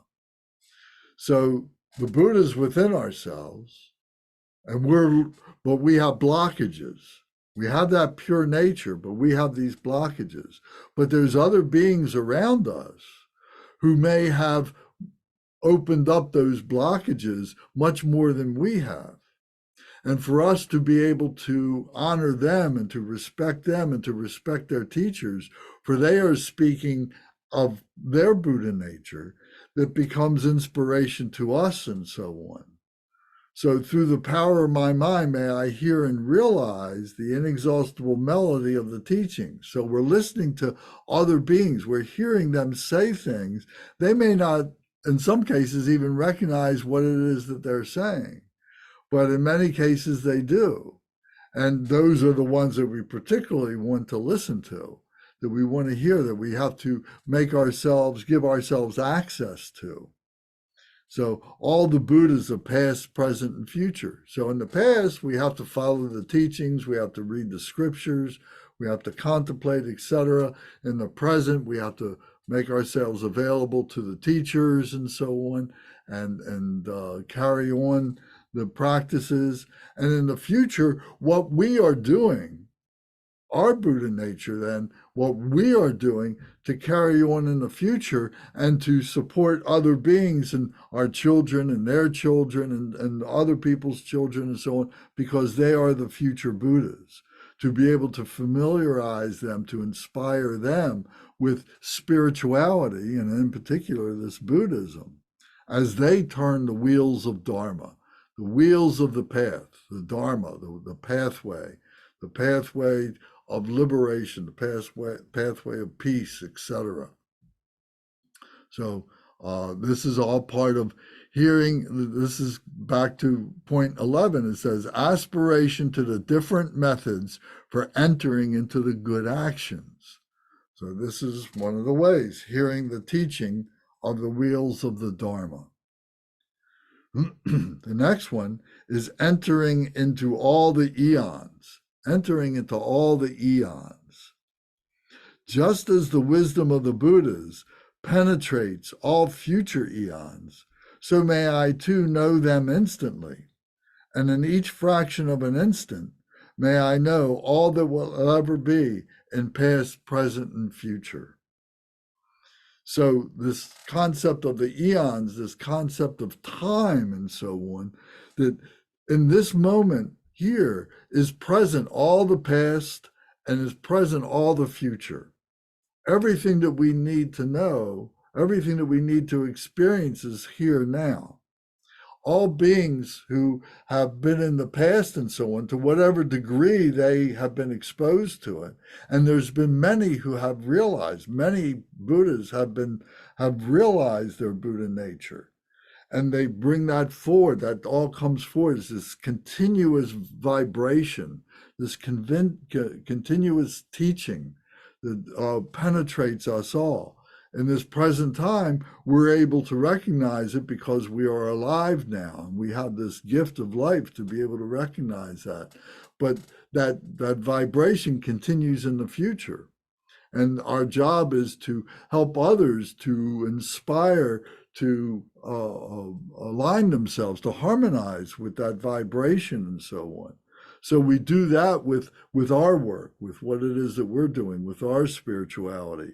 We're strengthening, we're supporting that vibration.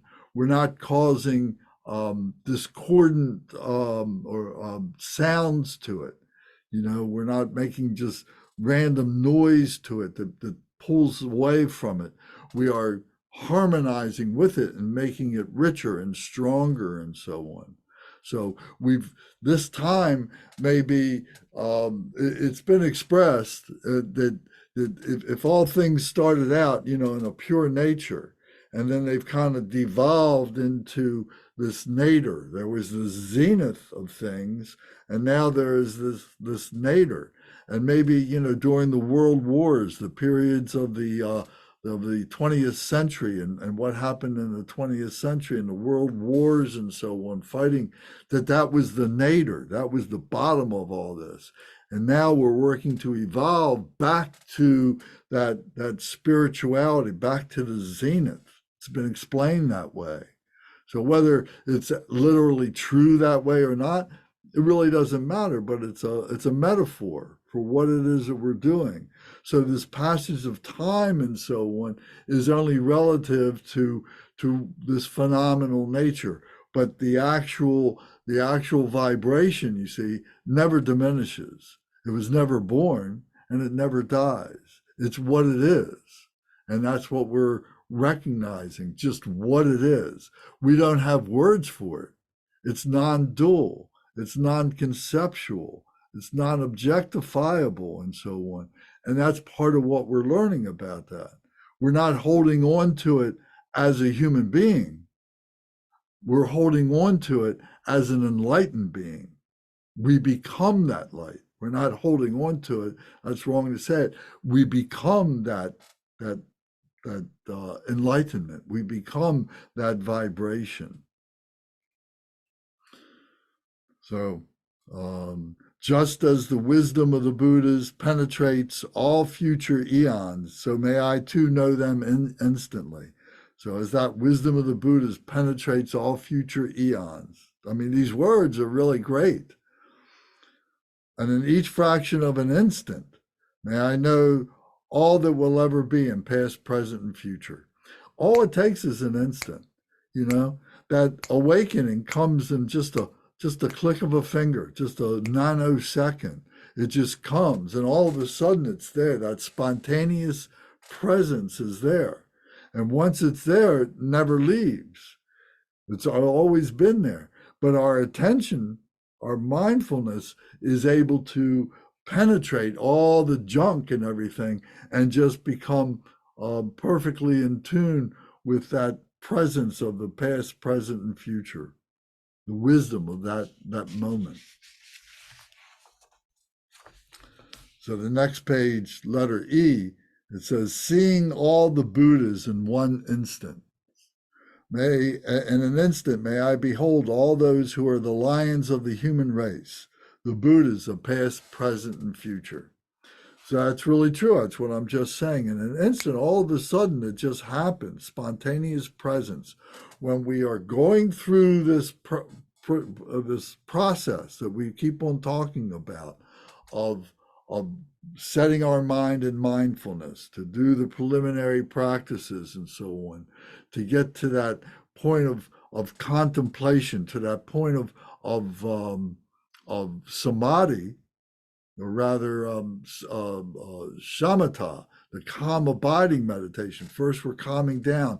I think, Mark, when you were talking about when you were sitting in the cab and everything, that level that you were getting to was a level of shamatha, calm abiding meditation.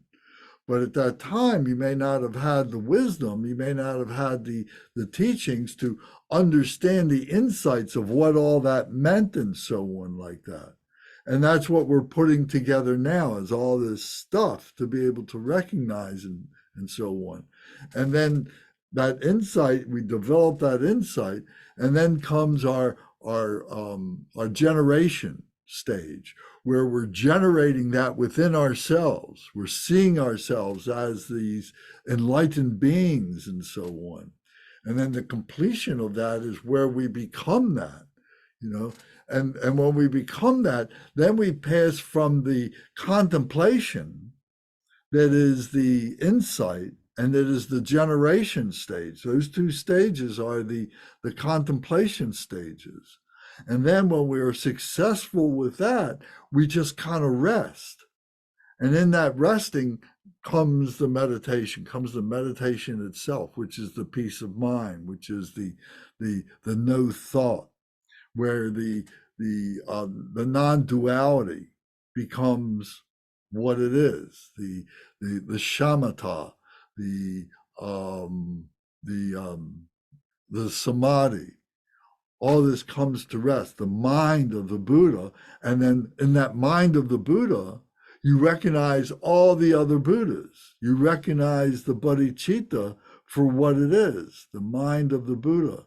And you see all the other Buddhas, not literally with your eyes or anything like that, but you just see that there's so many activities, there's so many things that the wise ones, that the Buddhas, that the illuminated ones are doing and so on. So this is seeing all the Buddhas in one instant. And then once you have that, you can never take it away from you. It's always there. It's there now, but it's still blocked up. And we have moments of the epiphany of realizing that. So through doing these practices and these teachings and these recitations over and over again, we're clearing away the junk. We're dissipating. It's melting around us and so on like that. So seeing all the Buddhas in an instant. And these are the lions of the human race. That's a very important passage. The lions of the human race, because we are humans. This is a human being experience. The Buddhas are human beings, are realized human beings, those who have become complete human beings, not just physical beings, not just intellectual, but spiritual beings.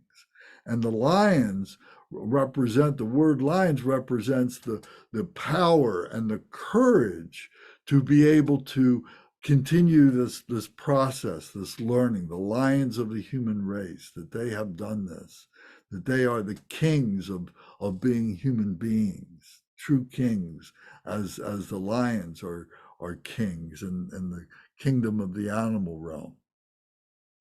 The Buddhas of past, present, and future. So the concepts of past, present, and future just all dissolve. Time becomes meaningless. Location becomes meaningless.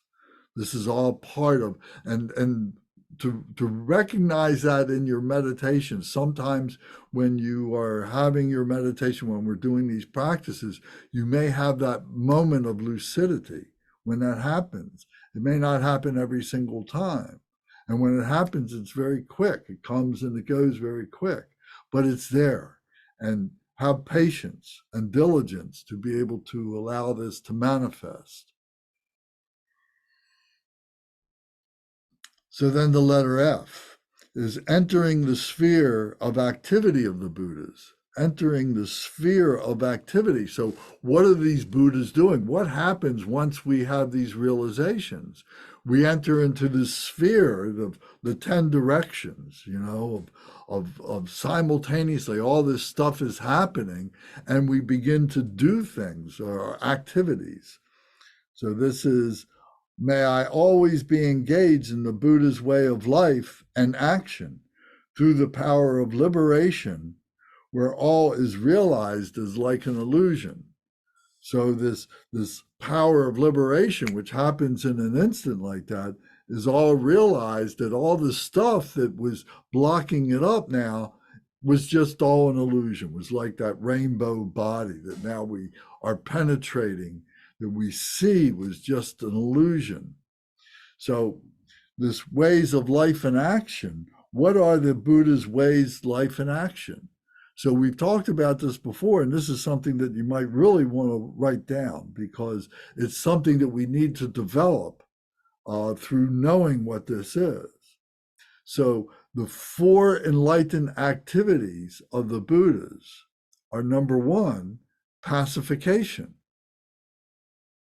that we learn through the wisdom, etc., and the skillful means to pacify the afflictive emotions, to pacify confusions, to pacify anger, to do that, to apply it in real life, that say, oh, here's this situation, I need to calm this down, I need to pacify this, I need to do this within myself, this great agitation that is built up, I need to be able to pacify that. That you enter into a situation or presents itself to you that's external of your body, speech, and mind, but yet you're confronted with it to try and pacify that.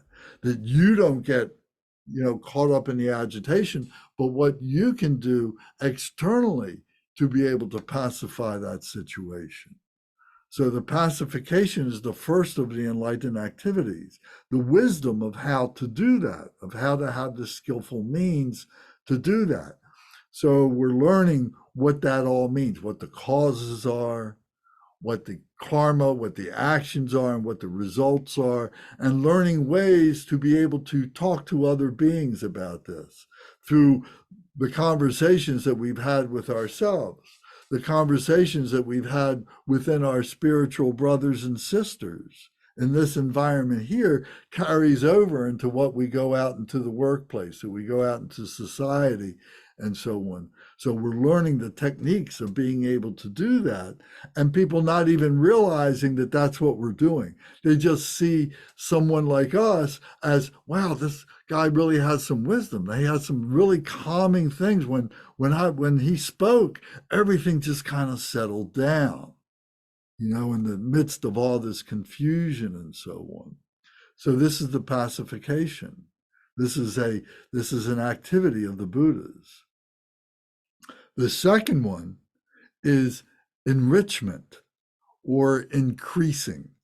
And what that means is that sometimes the pacification by itself doesn't work. The agitation, the afflictive emotion is too great. So what we need to do is to enrich or increase the wisdom, the skillful means in that agitation, to teach that agitation, to teach those who are confused, that are creating the agitation and so on. We need to enrich their understanding. We need to enrich within ourselves what is going on. Sometimes we are agitated, we have this anger, we have this confusion within ourselves. What do we do with it? Well, sometimes we need to meditate. Sometimes we need to open up a book. And we need to start reading, and we start enriching ourselves. I forgot about that. Oh, I didn't remember this. Oh, I got to do this stronger. My practice needs to be increased. I need to double down on what I do. Instead of spending 15 or 20 minutes, I need to spend, 30 or 40 or 50 minutes in doing this. I'm increasing. I'm enriching my commitment to be able to overcome the afflictive emotions and the agitations and so on. So this is the second of the enlightened activities, is the enrichment, the increasing. The third one is the magnetizing. The magnetizing. And sometimes it's called this, it's referred to as the subduing. So the subduing and the magnetizing is bringing it in, magnetizing, bringing this in, and being able to subdue this confusion, this negativity, whatever it is, by bringing it in and neutralizing it, doing that, to be able to burn away any of the negativities, the confusions, the negative thoughts.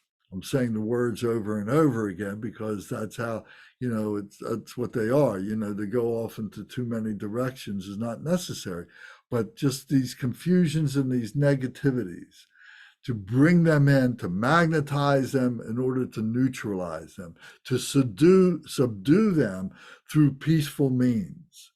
So the actual action of being able to do that through the love and through the compassion, through the love and the compassion is what is bringing this in. The fourth of the enlightened activities is what I call the challenging. They sometimes refer to it as the wrathful, and sometimes as the fierce, and sometimes as the subduing. All these things, the challenging of this. And what this means is sometimes these afflictive emotions, sometimes these confusions have a subtlety to them that we really have to kind of dig out. We have to be much more active. We have to go and we have to use our talents, use our tools to be able to dig these out, to challenge these things, to not just take what they say for granted, for what it is for granted. We need to dig it out. What is the meaning of this? What is really going on here? So we have to be wrathful in the sense that we are going to be very forceful in being able to do this. We're going to be more powerful than that resistance that is being presented to us. So this enlightened activity of this fierceness, of this subduing, of this digging out, of this challenging, and not accepting no for an answer, not accepting the anger and so on. So the subduing of the magnetizing was one thing to neutralize it. Now we're digging it out to bring it out. Say, oh, well, now I got angry yesterday. I was very angry yesterday. And today I'm feeling better about it, but I still remember that. I still remember, and I can recall what it was that drove me to that. And now I really need to dig out, well, what caused me to have that? I got to dig out the causes. Why did I get angry? What was the cause for that? And so often it's done, through our readings, through our study, but it also is really done through our contemplation, through our meditation, through really going inside and really self-analyzing oneself and seeing this and so on, this challenging of what it is that I think I can know, what it is I think I can't know, to penetrate those walls, to penetrate the ceilings, to penetrate the boundaries that I've created for myself, to dig deeper and break through those things. The samaza, Bajra samaza, the indestructible cutting through, the indestructible breaking through, with that indestructible wisdom and skillful means. Bajra samaza, cutting through, not accepting no for an answer. So those are the four enlightened activities. So this is what we need to be actively developing through our process of being on the path of becoming Bodhisattva, etc., in order to get to the Buddha. The Buddha is able to use these four activities without any thought. It just does it. It's like the light and the heat of the sun. The sun doesn't have to say, oh, I'm going to produce this heat, I'm going to produce this light. It just does it. The Buddhas present these enlightened activities without any thought. It's just who they are. It's what they do. And that's what we need to be able to do. That's what we're looking to be able to cultivate, to develop that. So this is entering the sphere of activity of the Buddhas. May I always be engaged in the Buddha's way of life and action. through the power of liberation, where all is realized as like an illusion.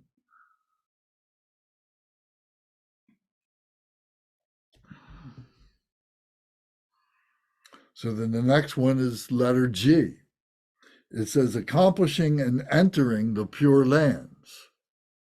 On a single atom, may I actually bring about the entire array of pure realms of past, present, and future, and then enter into those pure Buddha realms in each atom and in each and every direction. So what this means is recognizing phenomenal nature and all the qualifications that we have said of phenomenal nature is this, that, or the other thing. Here's time, past, present, and future. Here's location of phenomenal nature. All this stuff. Here's the planet Earth. Here's the sun. Here's the galaxy next to us. Here's a planet out there called Seremus. And here's another galaxy. And all this stuff is all locations and time.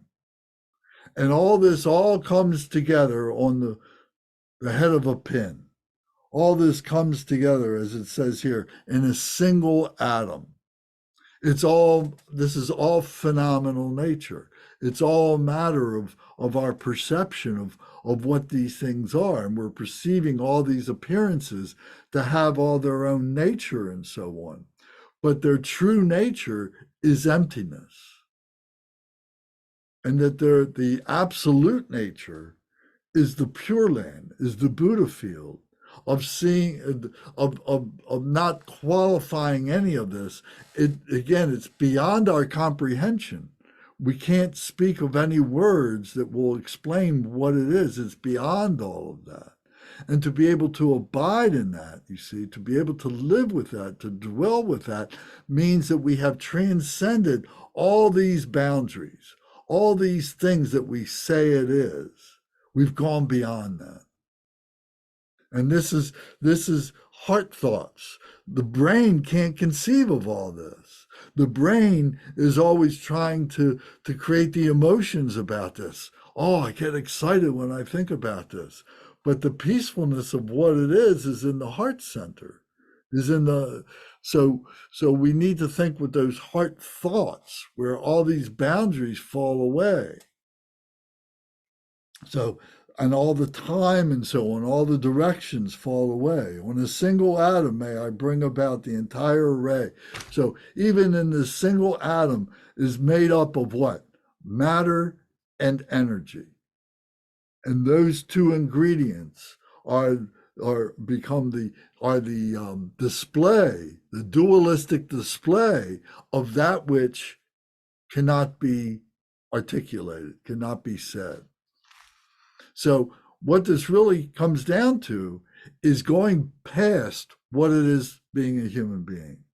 We approach that. We have this human life to be able to realize these things, to be able to see what the blockages are in order that we can release those blockages, to liberate ourselves from those blockages and have that and blast through our arrogance that is holding us back, the wisdom that thinks I can know this in my intellect.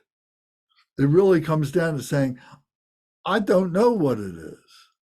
All I know is I feel it. I can experience it through my heart. I have this epiphany. I have this experience that is a spiritual experience. When the tears come to your eyes, when the bone in your heart becomes evident, you can feel that bone in your heart. And you say, oh, there it is.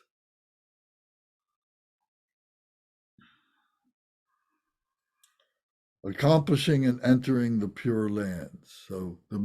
So these Pure Lands are all the Pure Lands, the Buddha fields of all the different Buddhas and so on, and the way in which they materialize for the benefit of sentient beings and so on.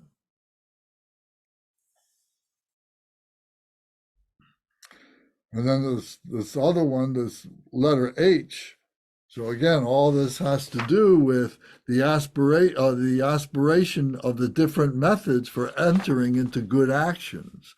So all these things you see are become our causes for good actions as we develop on the Bodhisattva path to become Buddha. So this letter H is entering into the presence of the Buddhas, entering into the presence of the Buddhas. When those who illuminate the world still to come gradually attain Buddhahood, turn the wheel of Dharma, and demonstrate the final profound peace of nirvana, may I always be in their presence. So this means all those beings around us, the ones who are our teachers, the ones who we know have this purity about them. And whether it is in the past, present, or future doesn't matter. It's all within ourselves. Sometimes we can behave like Gandhi. Sometimes we can behave like the Buddha. Sometimes we can behave like any of the other great masters that we've ever read about or heard about in different traditions. Maybe it's Jesus, maybe it's Moses, maybe it's Krishna, or maybe it's Brahma, or any of the other great beings of the different traditions. Lao Tzu, who wrote the Tao Te Ching, all these great beings and so on, that they haven't died, the spirit of them hasn't died, and we can kind of recognize that within ourselves. And then we can recognize ourselves as being the Buddha. Sometimes we are doing things like the Buddha. Sometimes, in our meditation, we see ourselves as the Buddha, not so much as our physical body, but our energy within ourselves. And then when we get up off the cushion, we're taking that with us, and now it is in our body. Now we're recognizing it as our body. We're recognizing ourselves as a living Buddha, and it may only last a very short time in the beginning, but then we're able to continue that over and maintain that over and over again, and we take that with us, but we can't allow ourselves the arrogance to develop a spiritual pride, because that will pull us back, that will pull us down. We can't develop that. If we do that, then the ego is, taking control of ourselves. So we have to maintain. How do we maintain? Is through our meditation, through our samadhi, through remembering our humility and so on, not allowing ourselves to get carried away with ourselves. So when those who illuminate the world still to come gradually attain Buddhahood, turn the wheel of Dharma, and demonstrate the final profound peace of nirvana, may I always be in their presence. So to recognize that within myself, and to see, I've become this dynamic power that I would call the spiritual power, this Buddha.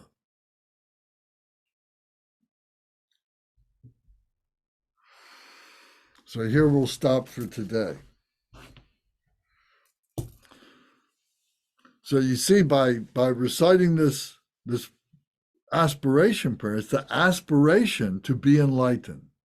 It's this aspiration for good actions, to be an enlightened being and to do these good deeds.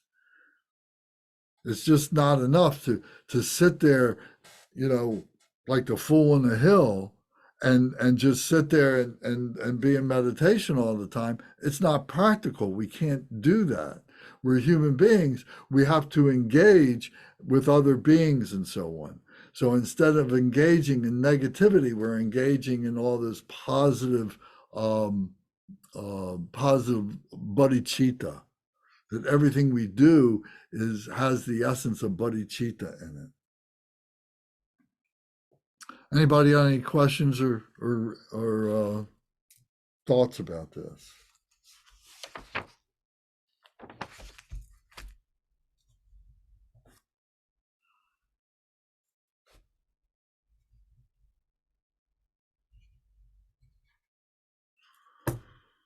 Okay. Thank you. Thank you. Thank you. You're welcome. So I hope you do this. I've asked you to recite this every day or every couple days or with some great frequency, because by doing that, it will become more and more apparent to you the meaning of it and how to instill this into your life. I recited this for every day for over a year, and it really made a difference. And in the beginning, it was just very moderate. Oh, it's very nice and everything. But after I got into it, a couple of months of doing this and everything, I really started seeing the difference. And this is what getting into the process of the Dharma is all about. This is what we're trying to encourage. It's the most important thing that you do in your life.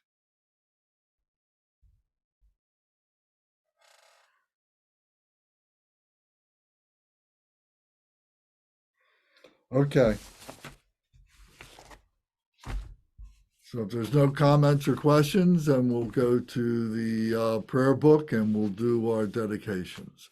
So those of you who are at home watching YouTube and so on, if you need any of these documents, if you need anything, printed, sent to you, I can take care of that.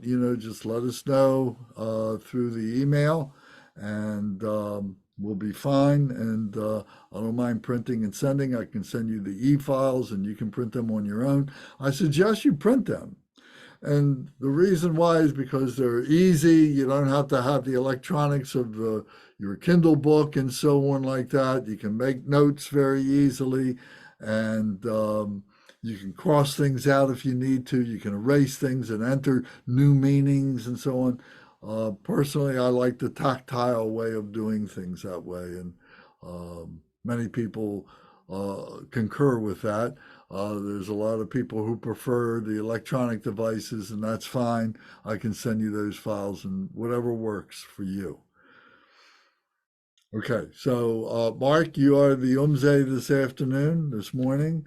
So would you do the dedication prayers on page 18, 19, and 20 will be good for today, please.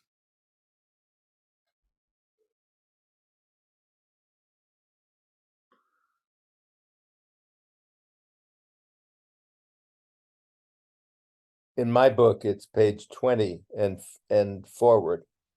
Page 18, the lineage dedication prayer. No, Durje Chang Talopa Naropa.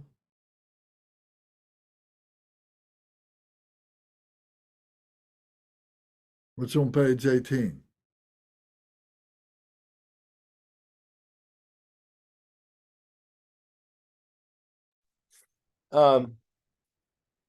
the dedication prayer in my book, What's the first line? this is the lineage dedication prayer.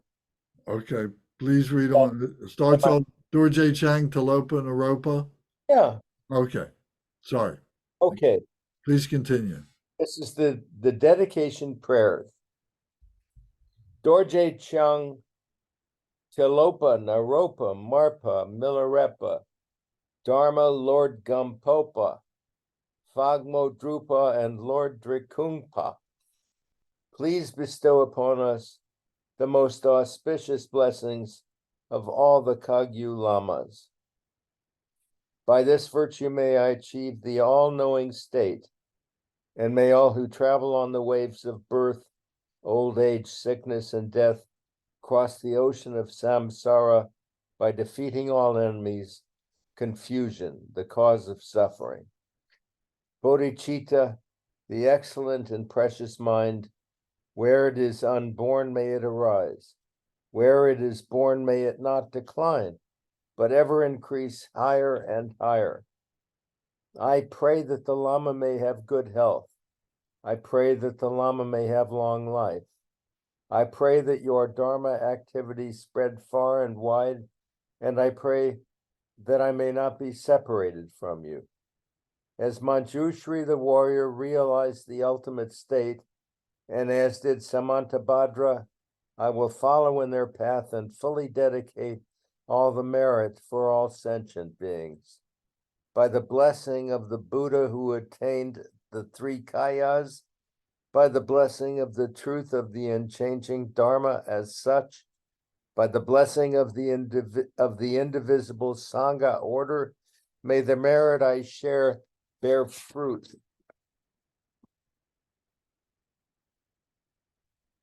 What? Next page, please. The next page, Dakarma prayer. the Dakarma prayer. This is the Dakarma prayer. By the virtues collected in the three times by myself and all beings in samsara and nirvana, and by the innate root of virtue, may I and all sentient beings quickly attain unsurpassed, perfect, complete, and precious enlightenment. May the teachings of the great Drikungpa, Ratnashri, who is omniscient Lord of the Dharma, master of interdependence, continue and increase through study, practice, Contemplation. and meditation Until the end of samsara. Om. Om. Om. Om. Om. Om. Om. May my body, speech, and mind become inseparable with the body, speech, and mind of all the enlightened ones for the benefit of all sentient beings. Thank you, guys. Thank you very much. Thank everybody on YouTube. Thank you, Lance. Thank you, Lance. You're welcome. Thank you. Morning. It was a wonderful morning. Thank you so much. Okay. Thank you. Gary and Matt, I'm glad you're here, as I said before. All right. Thank you. All Okay. right. See Goodbye. you all tomorrow evening, Monday evening. Okay. Yeah. Okay. Cheery bye-bye. Adios.